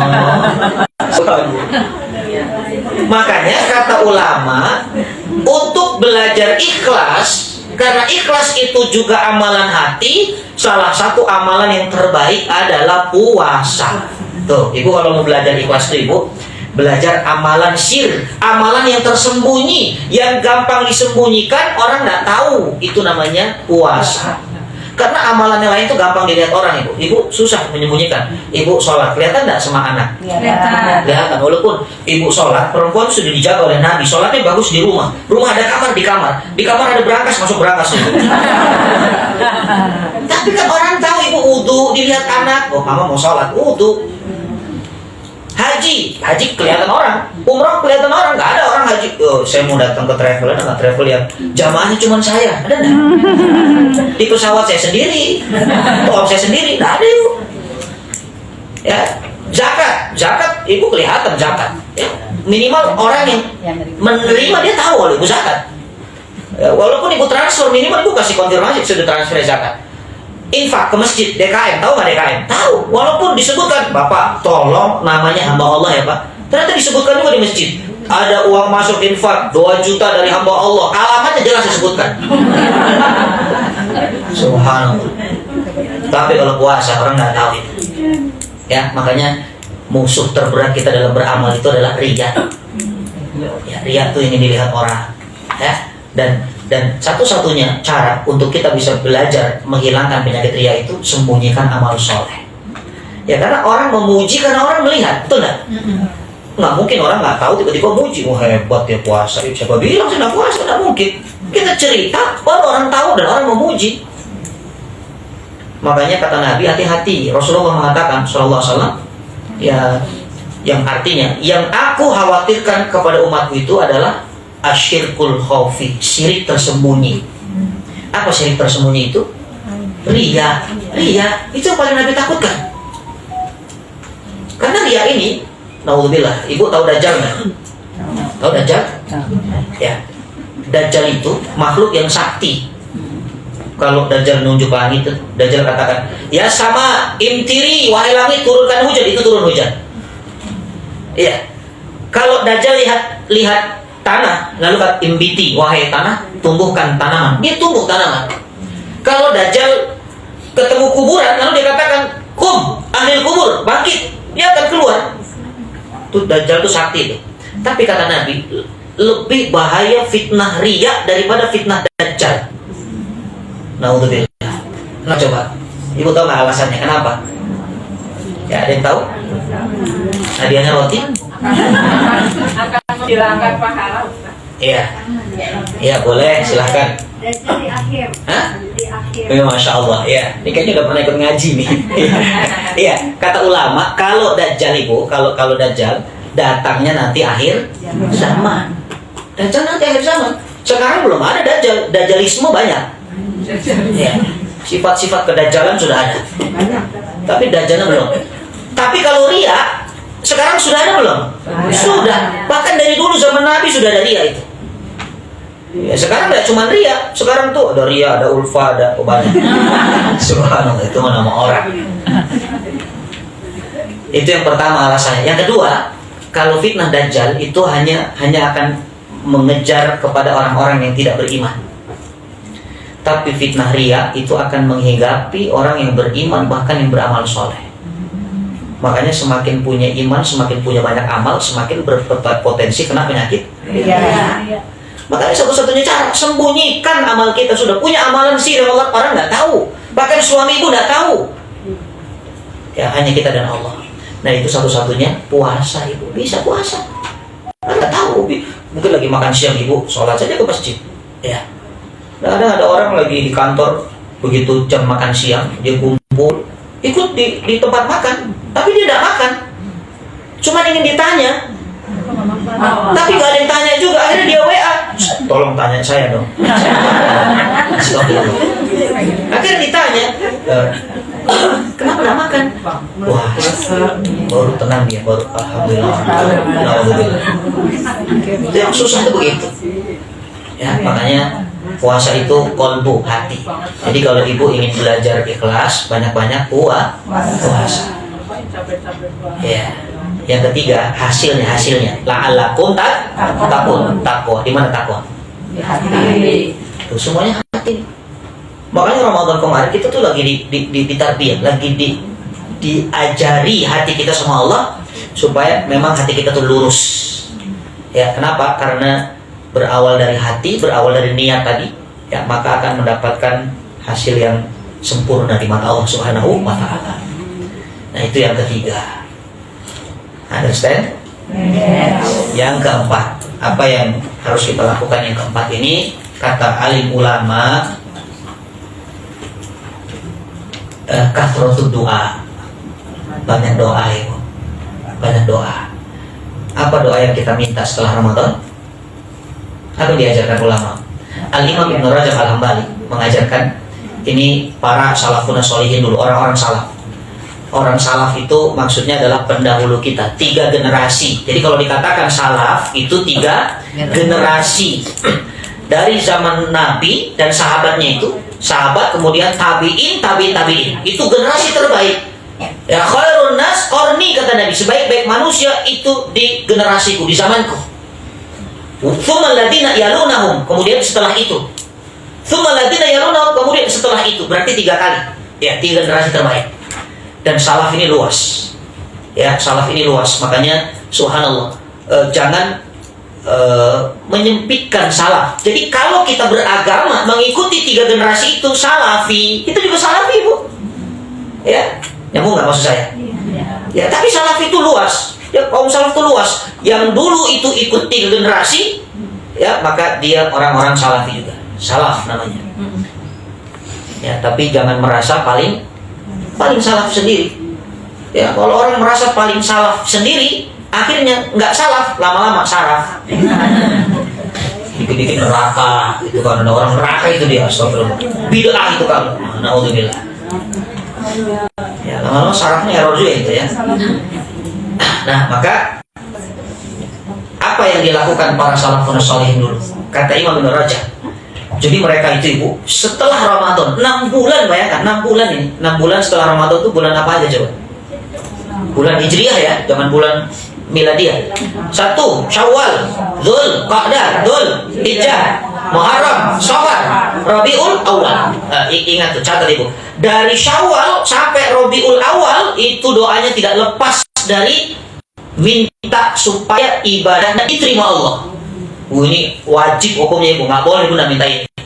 Kenapa? Generasi terbaik ibu, amalnya terbaik. Dalam Quran Allah mengatakan, innahum yusari'una fil khairat. Mereka itu orang-orang yang bergegas dalam kebaikan, nggak pernah nunda kebaikan, serius dalam kebaikan. Ya, tapi mereka itu apa? Yad'unana raghaban wa rahwat. Tapi mereka itu berdoa sama Allah dalam keadaan harap dan takut. Jangan-jangan tidak diterima amal kami ini. Ya Allah, siapa yang menjamin? Gak ada yang jaminan, gak ada yang bisa menjamin. Makanya doa mereka itu gak pernah lepas. Kita ini kadang-kadang baru takbiran itu sudah lupa doanya. Sudah lupa. Waktu Ramadan kemarin minta sama Allah, Rabbana taqabbal minna salatana wa siyamana wa ruku'ana wa sujudana wa taqassu'ana wa tadarru'ana wa ta'abbudana wa tamim taksirana ya Allah ya arhamar rahimin. Itu selesai Ramadan, doa itu hilang lagi tuh. Padahal harusnya 6 bulan. Kalau kita ini orang-orang yang bukan dari generasi terbaik, harusnya setahun ibu. Yang terbaik saja 6 bulan. Kira-kira kalau amalan para sahabat tuh sudah persis Nabi atau enggak? Sudah lah. Iya, para tabiin sudah. Itulah kenapa kita disuruh ikut mereka. Tapi kita banyak virusnya nggak amal kita tuh? Banyak masalahnya amal kita. Makanya kalau nggak minta diterima, apa jaminan kita amalnya diterima itu? Nggak ada. Ya, contoh Nabi Ibrahim alaihissalam, ya bersama putranya, ketika disuruh Allah merenovasi Ka'bah itu, ya, ketika Allah suruh renovasi Ka'bah, kan renovasi Ka'bah itu nggak gampang ibu, batunya harus diratakan dulu, ditumpuk gitu kan, bahkan tidak ada alat, tidak ada staker itu, maka ada batu, jadi pijakannya Nabi Ibrahim, ketika butuh tinggi itu batu naik ke atas, ketika turun ya Nabi Ibrahim itu batu turun ke bawah. Disebut dengan makom Ibrahim. Ya, itu bukan makam ya. Ini kan karena banyak orang yang salah tafsir ketika umroh itu, Ustaz, ternyata makamnya Ibrahim berdiri gitu ya, dikuburnya berdiri, bukan berdiri, itu makom, batu. Bukan kuburan, bukan. Nah, pijakan. Jadi kalau ibu di rumah punya pijakan tangga juga itu makom saya ini. Ya. Tapi tidak usah sholat di situ. Ya, bedanya kalau makom Ibrahim ada sholat sunnah di sana. Nah, tapi yang menarik, subhanallah, setelah selesai Nabi Ibrahim berdoa dan diabadikan dalam Quran doanya. Apa doanya? Rabbana taqabbal minna innaka antas samiul alim. Padahal yang melakukan ini cuma 2 orang, Ibrahim dan Ismail alaihissalam. Sekarang logikanya begini, kalau ada orang melakukan kebaikan hanya berdua, berpotensi diterima amalnya besar atau enggak? Besar, cuma berdua. Contoh, ada orang ikut lomba. Saya pernah dulu lomba adzan, alhamdulillah juara 3. Pesertanya cuma 3. Subhanallah. Nah, artinya orang kalau sudah ikut lomba, pesertanya cuma 3, dia kalau enggak juara 1, juara 2, juara 3 sudah. Makanya ibu kalau anaknya lomba dapat juara 3, jangan GR dulu, tanya pesertanya berapa ibu. Ya mama, alhamdulillah saya menang lomba, pesertanya berapa? 5, yang 2 pulang, astagfirullah. Sama aja 3 itu. Ya, maka ini analoginya begitu. Nah, sekarang bandingkan dengan Rasulullah SAW. Rasulullah juga renovasi Ka'bah. Karena Ka'bah itu beberapa kali rusak, kena banjir. Ka'bah itu kan gampang banjir, karena seperti piring. Ya, seperti piring itu kan ini piring nih. Ka'bah itu di tengah, jadi gampang air itu gampang kumpul di situ.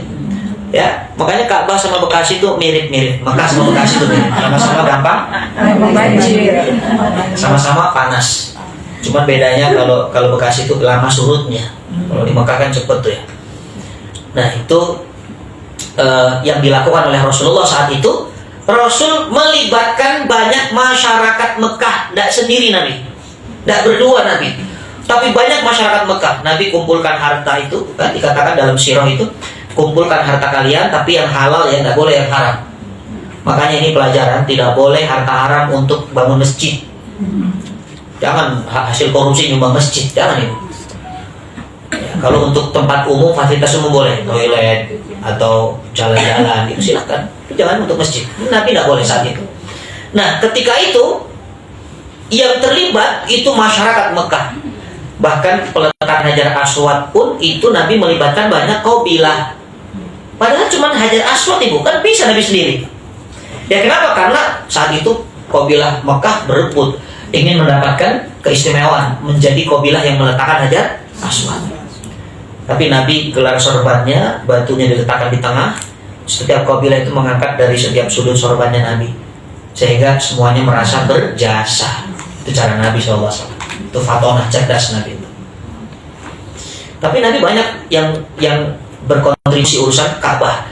Ibrahim hanya berdoa, tapi meminta kepada Allah. Bukan berarti Nabi tidak meminta. Nabi juga doa. Nabi punya doa yang dibaca itu baik pada subuh. Allahumma inni as'aluka ilman nafi'an wa rizqan thayyiban wa amalan mutaqabbala. Sama, Nabi juga meminta agar diterima amalnya.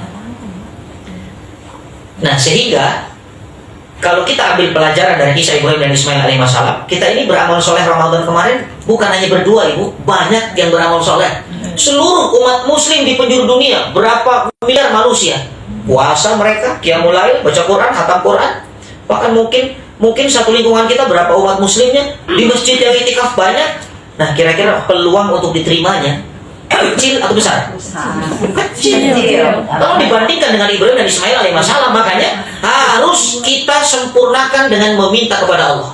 Pokoknya jangan putus itu. Pada sholat, tiap selesai sholat atau bahkan dalam sujud minta, Rabbana taqabbal minna innaka antas samiul alim. Rabbana taqabbal min kulli amalin shalih di Ramadan, ya Allah terima seluruh amal saleh selama Ramadan ya Allah. Ya Allah terima, ya terima. Pokoknya minta, menangis sama Allah, merengek sama Allah. Karena kita nggak tahu. Boleh jadi kemarin itu Ramadan yang terakhir. Bayangkan, sudah mau terakhir dan diterima, rugi atau enggak? Rugi. Nah, kan kita nggak tahu umur berapa banyak orang baru kemarin ngobrol sama kita, atau pagi tadi ngobrol, malam sudah di dalam kubur, ada nggak? Ada. Hidup tuh begitu. Jadi jangan aneh Ibu kalau ada orang pagi ngobrol sama kita, malam di alam kubur. Yang aneh itu kalau pagi di alam kubur, malamnya ngobrol sama kita. Itu hantu nama Subhanallah. Ya. Subhanallah. Ibu serius banget jadinya, jadi takut ini ya. Sampai saking seriusnya tadi nggak tahu. Tadi aku sih bisa ngomong ketawa. Makanya jadi serius ya. Iya, masya Allah ngelek gitu ya.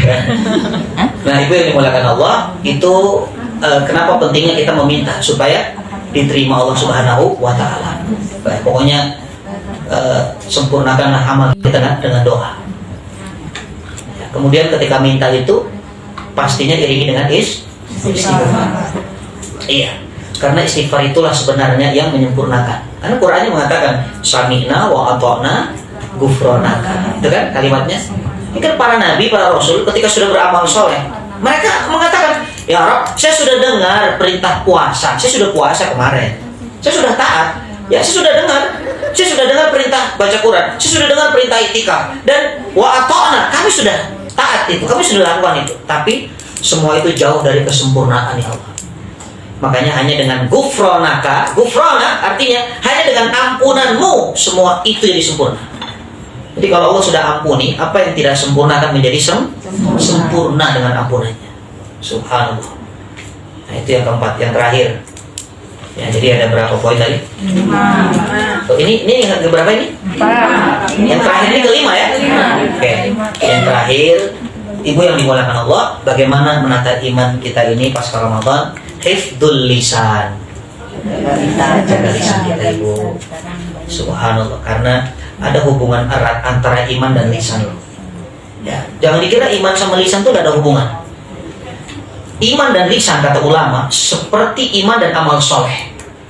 Illalladzina amanu wa amilus solihat, itu nggak bisa dilepas. Kenapa? Karena lisan, kalau lisan itu benar itu jadi amal soleh. Tapi kalau lisan salah itu jadi amal salah. Ya.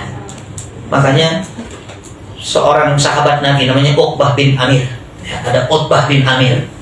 Ya, beliau pernah bertanya kepada Rasul sallallahu alaihi wasallam, "Ya Rasulullah, ya, qultu li Rasulillah." Aku bertanya kepada Nabi. Subhanallah, pertanyaannya ini menarik. Sahabat ini bertanya simpel sekali, tapi membuat semua sahabat mengarah kepada jawabannya mengarah kepada Rasulullah SAW. Jadi Rasul saat itu sedang dialog dengan Uqbah bin Amir. Uqbah bin Amir bertanya, ya Rasulullah, pertanyaannya, man najat? Itu hanya satu pertanyaan. Ya Rasulullah, man najat? Ya Rasul, siapa orang yang paling sukses dunia akhiratnya?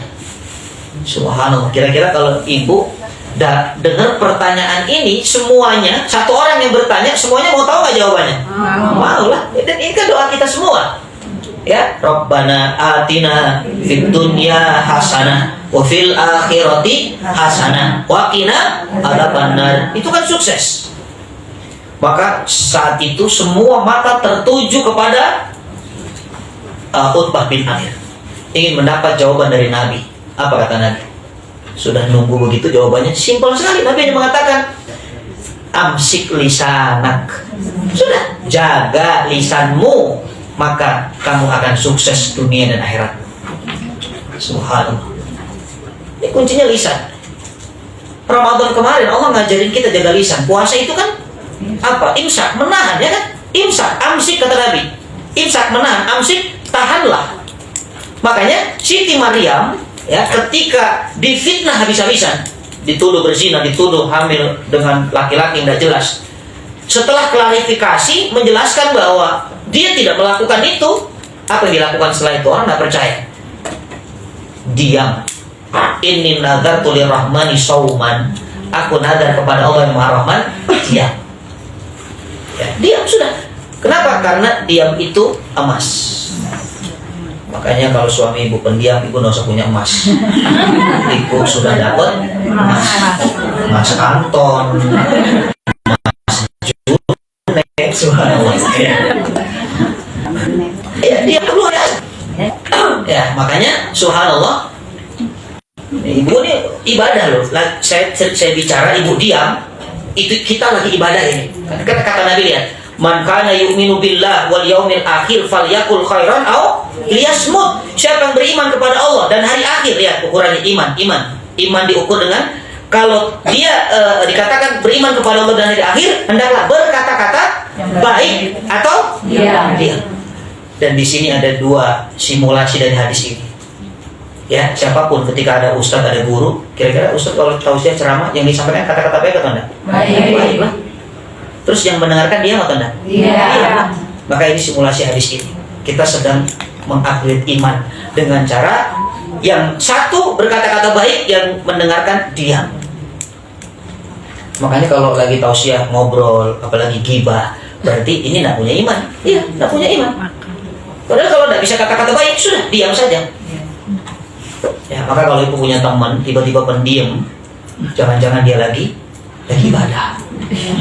Jadi diamnya seseorang karena tidak bisa berkata-kata baik, itu juga nilainya ibadah.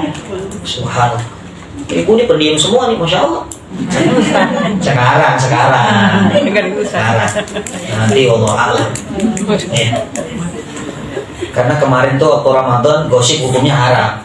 Tapi kadang-kadang Syawal nanti gosip jadinya makruh. Nanti udah lewat lagi Syawal makin jauh gosip jadi sunnah. Nanti lagi dari halal. Subhanallah. Suka merubah hukum ya kita ini. Ya, jadi lebih baik ibu memilih yang mana nih? Berkata baik atau yang diam? Pilih mana? Berkata baik. Dia. Benar ya, berkata-kata baik ya. Jadi nggak ada keluar kata-kata kecuali berkata yang baik. Makanya jangan mencela diri, mencela harta, mencela anak, mencela suami, nggak boleh. Jadi kalau anduk suami di atas kasur, berarti kata-kata baik dong, ya kan? Alhamdulillah, masih di atas kasur. Kalau di atas genteng susah ngambilnya dulu.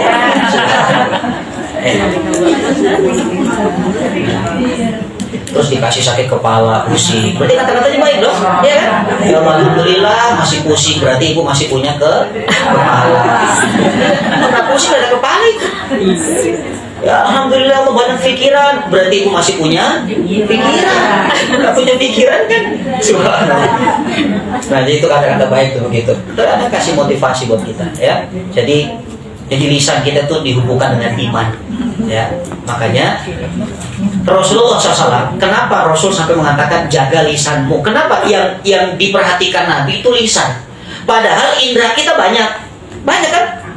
Namanya juga panca itu 5 kan? Ada apa aja tuh indera kita tuh? Mata, hidung, telinga, kulit. Itu kan semuanya. Kenapa Nabi fokus perhatian kepada lisan? Karena kata Nabi, lisan itu yang paling banyak kontribusi kesalahannya. Aktsaru ma khataya ibna Adam fi lisani. Yang paling banyak dosa anak Adam lisannya. Paling banyak tuh. Bohong, ya. Kemudian adu domba, kemudian dusta, ya, bohong sama dusta sama ya. Kemudian putus silaturahim, ya, namimah, adu domba, kadzab, ya, kemudian ghibah. Ya, pokoknya dosa lisan itu banyak lah. Dan yang ironinya sekarang itu dosa lisan pindahnya ke sosial media, ke gadget. Mulutnya diam ibu, mulutnya diam, tapi pindah ke jari.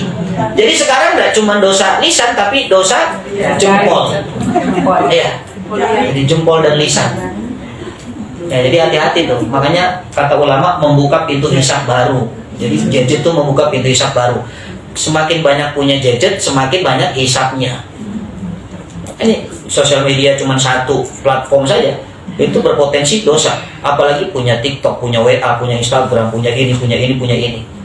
Ya, jadi bukan tidak boleh bersosial media, tapi pakai adab. supaya sosial media itu mendatangkan pahala, bukan mendatangkan bencana atau mendatangkan kesengsaraan buat kita.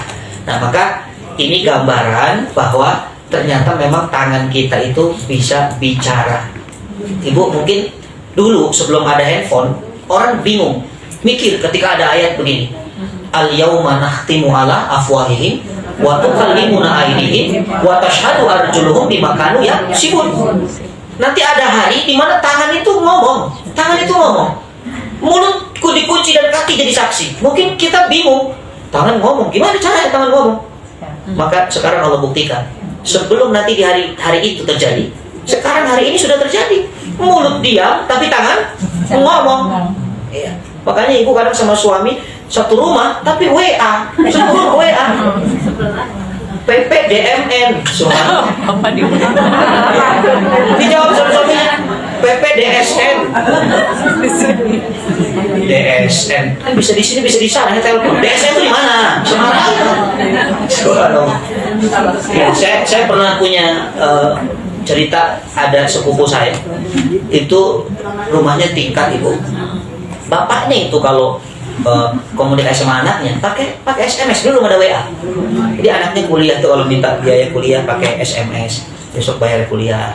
Memang saking nggak komunikasi, karena sebab ada handphone itu, ada media itu urus SMS. Apalagi sekarang ada voice note lah, ada WA lah, ya. Makanya ini menjadi satu hal yang kalau dikatakan bukti bahwa ternyata memang benar mulut itu bisa dikunci dan tangan itu bisa ngomong, nggak usah nunggu nanti, tapi hari ini sudah terjadi, ya. Tapi jangan disamakan nanti, berarti di akhirat kita WA-an, bukan WA. Betul tangan yang bicara kalau itu, ya. Karena ayatnya ada itu ya, tangan itu nanti bicara. Sampai mulut itu protes kan, kalau tangan sudah ngomong, mulutnya protes. Tangan, kenapa kamu ngomong? Kan kita nggak sholat juga bareng. Tuh kata mulutnya begitu, kata tangan dia jawab lagi, aku nggak tahu, antaqanallahu alladzi antaqa kulla syai', kata Allah, yang membuat kami bicara itu Allah, kami nggak tahu.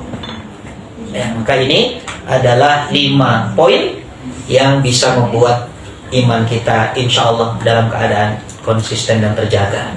Ya, apa tadi? Yang pertama, perbaiki niat. Yang kedua, konsisten. dawamkan qiyamnya. Yang sudah hilang dimuhasabah lagi, tarik lagi. Yang ketiga, dawamkan siam, minimal 3 hari dalam 1 bulan puasa itu. Yang keempat, banyak doa, minta sama Allah supaya diterima. Yang kelima, jaga lisan kita. Maka mudah-mudahan dengan 5 poin ini Allah jadikan Ramadan kita yang kemarin Ramadan yang terbaik. Amin. Amin. Saya kira ini karena keterbatasan waktu memang sampai jam 11 ya.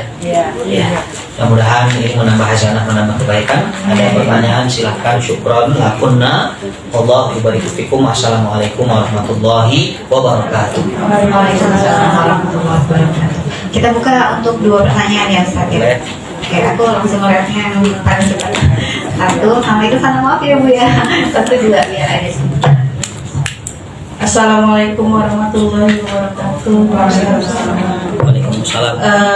Masalah puasa, untuk puasa sunnah, seandainya suami kerja berangkat pagi pulang malamnya, menjelang udah maghrib pulangnya. Kemudian saya puasa sunnah, enggak izin sama suami. Beberapa kan ada yang bilang kalau mau puasa izin sama suami, tapi karena saya tadi bilang berangkat pagi pulang sore, apakah boleh, apakah dibenarkan puasa saya kalau saya nggak izin? Yang kedua, untuk mengenai grup kelompok ibu-ibu yang sekarang ya, niat awalnya sih untuk ibadah ya, grup itu misalnya untuk saling mengingatkan ibadah, mungkin kajian yang sekarang ini misalnya awal seperti itu. Tapi setelah berjalannya grup itu, kemudian yang tadi bilang kok isinya banyak kan kayak hibah, banyak kan kok kayaknya belok gitu. Apa dibenarkan kalau saya leave aja dari grup itu? Gunanya sih niatnya saya untuk menjaga hati. Tadi bilang yang pertama jangan sampai kayak khawatirnya aja, jangan sampai saya dihisap sama grup itu nantinya. Loh kok niatnya begini, kok ikut-ikutan ada di grup itu, kan masih bertahan di grup itu padahal udah tahu kan belok. Yang kedua, saya takutnya nanti ikut-ikutan gitu. Jadi saya keluar aja dari grup itu. Apakah itu dibenarkan gitu? Terima kasih Pak Ustadz. Assalamualaikum warahmatullahi wabarakatuh. Ya, waalaikumsalam warahmatullahi wabarakatuh. Ya, Kita langsung buka untuk dua pertanyaan.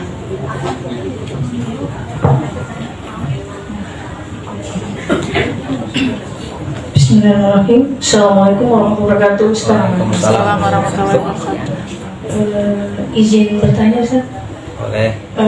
Apakah ada tips dan doa khusus untuk kita bisa istiqomah dan menjaga hati, terutama untuk perempuan ya, yang ada waktu hormonal dan ada waktu mood yang naik turun? Itu saja. Terima kasih. Waalaikumsalam warahmatullahi wabarakatuh. Ya, assalamualaikum warahmatullahi wabarakatuh. Jazakumullah khair. Pertanyaannya yang pertama terkait ibadah puasa sunnah. Sebenarnya kenapa dianjurkan untuk izin itu? Takut suami punya rencana. Ya, barangkali nanti suami mau ngajak makan, ya merayakan ulang tahun, walaupun dia nggak ulang tahun. Ya, barangkali nanti suami mau bawa tamu ke rumah. Jadi izin itu sebenarnya itu yang dikhawatirkan. Kalau suami memang tidak ada informasi mama jangan puasa atau apa, sementara suami berangkat pagi dan pulang malam, ketika dia pulang juga kita sudah batal puasa, itu tidak ada masalah itu. Ibadah itu kan untuk Allah, bukan untuk suami. Nah, tapi konsekuensinya ketika siang hari tiba-tiba suami nelpon, mama mau ngajak makan siang bareng nih, batalkan sudah. Ya, kenapa? Karena taat suami itu hukumnya wajib puasa sunnah ya, sunnah. Ya, harus dibatalkan, jangan tanya dulu. Ayah maaf, makannya di mana? Di warung pecel lele. Di Bogor Mehoda berangkat. Itu namanya batal dan tidaknya karena restorannya, bukan karena taat suaminya. Ya, jadi itu Ibu, hanya adab saja. Ya, adab supaya terjalin komunikasi yang bagus. Ya, tapi bukan berarti harus izin. Kita tahu lah kondisi kapan suami kira-kira akan bertanya atau suami punya hajat, punya keinginan, kita tahu. Kalau nggak ada apa-apa puasa saja sudah. Ya. Tapi emang saya nggak izinnya itu karena hal itu tadi. Saya khawatir tiba-tiba suami ngajakin makan, karena saya bilang dari awal malam saya bilang puasa, dia jadi nggak enak gitu buat ngajaknya. Saya nggak bilang itu karena menghindari rasa nggak enaknya dia nanti gitu. Ya, sebenarnya kalau masih ada rasa nggak enak itu kan prasangka. Tanya saja langsung. Ayah, kira-kira kalau saya puasa gimana besok? Ayah mau ada acara? Atau tanya dulu, ayah ada rencana mau ngajak makan nggak? Ya, kode, tanya aja. Ayah mau ada rencana ngajak makan atau enggak gitu. Kalau kenapa? Ya, kalau enggak ya saya mau puasa. Oh, ayahnya suaminya pas banget senang, alhamdulillah puasanya sebulan. Suami pelit itu. Ya. Jadi sebenarnya itu saling menjaga ya, tinggal dikomunikasikan saja ya, jadi tidak apa-apa. Nah, tapi kalau ada yang urgent tadi, suami ngajak makan atau mungkin mohon maaf nggak cuma makan loh Ibu, suaminya begitu baru keluar gapura komplek lihat bidadari turun dari kontainer besar, Pulang lagi. wah langsung suaminya, laki-laki syahwatnya, dia pulang, dia telepon bosnya, maaf bos, saya lagi sakit nih, sakit mental katanya. Pulang ke rumah, walaupun baru jam 7 pagi itu, ya Allah, baru jam 7 ya Allah, batalin saja dapat, niatnya dapat. Ya, jadi itu Ibu. Jadi nggak cuma makan loh ini, jadi apapun hajat suami batalkan puasa sunnah. Ya baik, itu yang pertama. Yang kedua, apa tadi yang kedua? Saya lupa loh. Live group ya. Nah, jadi kalau di grup itu memang menambah masalah, di grup itu malah merusak hati, boleh tinggalkan saja grup itu. Itu meninggalkan karena Allah namanya. Ya nggak apa-apa. Jadi Ibu sambil ucapkan, kemarin waktu baru masuk I love you, sekarang I live you. Saya tinggalkan kamu semuanya. Ya, tapi kalau boleh meninggalkannya pun jangan arogan, jangan merasa paling baik. Syukur-syukur kita bisa japri, nasihati, saling memberikan nasihat. Ya, sebaiknya jangan. Atau secara grup nggak apa-apa. Ya, secara grup. Mohon maaf dengan bahasa yang santun. Ini grup ini dibuat untuk fastabiqul khairat, untuk lomba-lomba nambah kebaikan. Jadi kalau boleh saran adminnya atau siapa yang ngurus grupnya ini, hanya memposting postingan kira-kira yang memberikan manfaat. Jadi nggak apa-apa, itu jadi ladang dakwah grup itu. Ya. Nah, tapi kalau memang nggak bisa lagi, daripada kita terbawa tadi, jadi saya ikut-ikutan, akhirnya Ustaz, Ibu silahkan boleh keluar. Ya, cari grup yang lebih baik lagi. Ya, Ibu meninggalkan satu grup yang buruk, ya Allah akan mengganti dengan satu grup, banyak grup yang lebih baik lagi. Jadi kehilangan satu teman yang toksik, ya, kehilangan satu grup yang toksik, Allah akan mengganti dengan teman yang banyak yang asik. Jadi nggak usah takut. Ya. Maka itu yang kedua. Ya, jelas Ibu? Yang ketiga, pertanyaan Ibu, ada doa enggak? Doa buat konsistensi hati nih, karena perempuan itu kan moodnya naik turun, kadang ada hormonal gitu kan. Nah, doa yang diajarkan Nabi itu ya yang umum, Allahumma tsabbit qulubana, ya Allah kokohkan hati kami dalam ketaatan kepada. Nah, itu secara spiritual rohaninya. Secara jasmaninya Ibu, jangan melakukan sesuatu yang berpotensi melunturkan semangat ibadah kita. Ini kata Abu Darda. Jadi kalau Ibu ingin koreksi, iman saya ini turun karena apa ya? Maka Ibu cari itu untuk mengembalikan iman yang lepas. Maka yang paling tahu kita, ini karena apa nih saya malas? Oh, karena kebanyakan nonton drama Korea mungkin. Berarti aplikasi view, aplikasi Netflix, aplikasi apa, hapus. Itu caranya. Apalagi ketika sedang haid, menstruasi, nggak bisa sholat, nggak bisa ke masjid. Itu akan lebih bahaya lagi kalau kita nggak hapus itu aplikasi yang menurunkan iman. Nah, ganti dengan yang bisa menaikkan. Yang bisa menaikkan ini apa? Silaturahim atau ngobrol sama orang-orang yang baik, ahli-ahli majelis, dengerin kajian dari YouTube kah, atau dari teras masjid kah, karena bisa masuk. Nah, itu yang kita ganti. Jadi sesuatu yang merusak iman, yang menurunkan iman, itu kita jauhkan, kita ganti dengan sesuatu yang bisa mengupgrade lagi spektrum keimanan kita kepada Allah. Itu kata Abu Darda radhiyallahu anhu. Ya, selain doa tadi, ya secara spiritualnya tadi Allahumma tsabbit qulubana, ya, atau dikatakan Rabbana la tuzigh qulubana ba'da idh hadaitana wa hab lana min ladunka rahmah innaka antal wahhab. Ya, kalau terjerumus maka tadi iktiraf itu cari pengakuan. Ya Allah, saya ngaku ini, Allah saya salah. Istighfar, taubat, Rabbana zalamna la ilaha illa anta, dan seterusnya. Iringi dengan meninggalkan yang membuat kita jauh daripada kebaikan-kebaikan. Maka itu insya Allah akan bisa merangsang lagi mudi kita, keimanan kita yang mungkin turun karena sebab hormonal tadi. Ya, jelas Ibu? Ya, syukran wallahi barik. Oke, baik. Kita cukupkan dengan 2 pertanyaan saja ya Ustaz. Mohon izin waktunya sebentar Ustaz, boleh? Boleh. Ini ada dari Mukhanasah Khadijah yang membagikan giveaway pada bunda-bunda semua. Jadi ada pertanyaan seperti ini. Kalau ibu-ibu punya mukena Siti Khadijah untuk hadiah haji atau umroh, mau kasih ke siapa? Dan kenapa kasih ke dia? Boleh ceritakan, cerita terbaik akan dapat mukena yang baru saja launching dari Mukena Siti Khadijah. Oke, kita buka untuk 3 pertanyaan. Untuk 3 bunda yang bersedia. Oke, Ibu 1, 2. Aku bingung, Kak Rina boleh bantu nggak? Boleh bantu nggak? Banyak banget di belakang 3. Kita ya. Gitu lagi ulang. Oke, kita hitung lagi. Kakak yang pilih ya. Oke, untuk 3 orang bismillahirrahmanirrahim. Turun dulu. 1, 2, 3. Itu yang Dapat 1 kacamata. Kacamata Nanda. Yang itu. Oke, Nanda. Yang sebelah sini depan. Iya. itu lagi guys, lagi ya. Iya. Itu yang 3 saja. Cepet-cepet. Oh, turun lagi. Oke, turun lagi.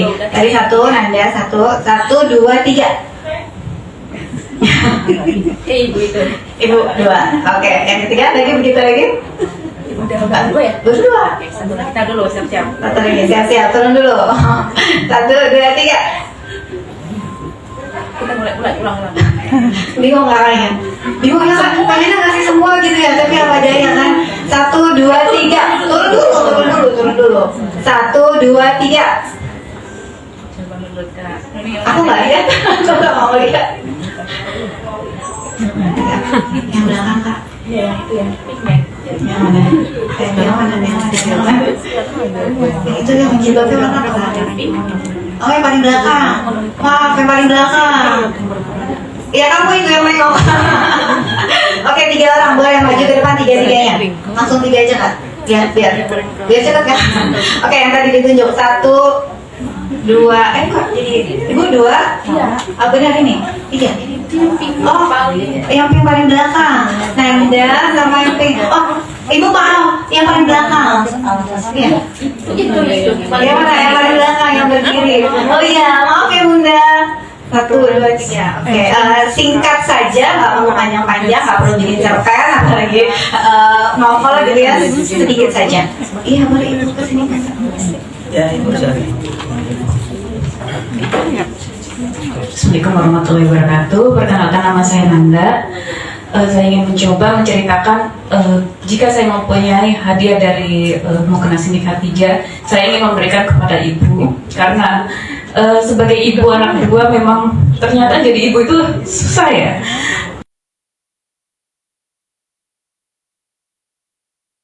Nggak ada sekolah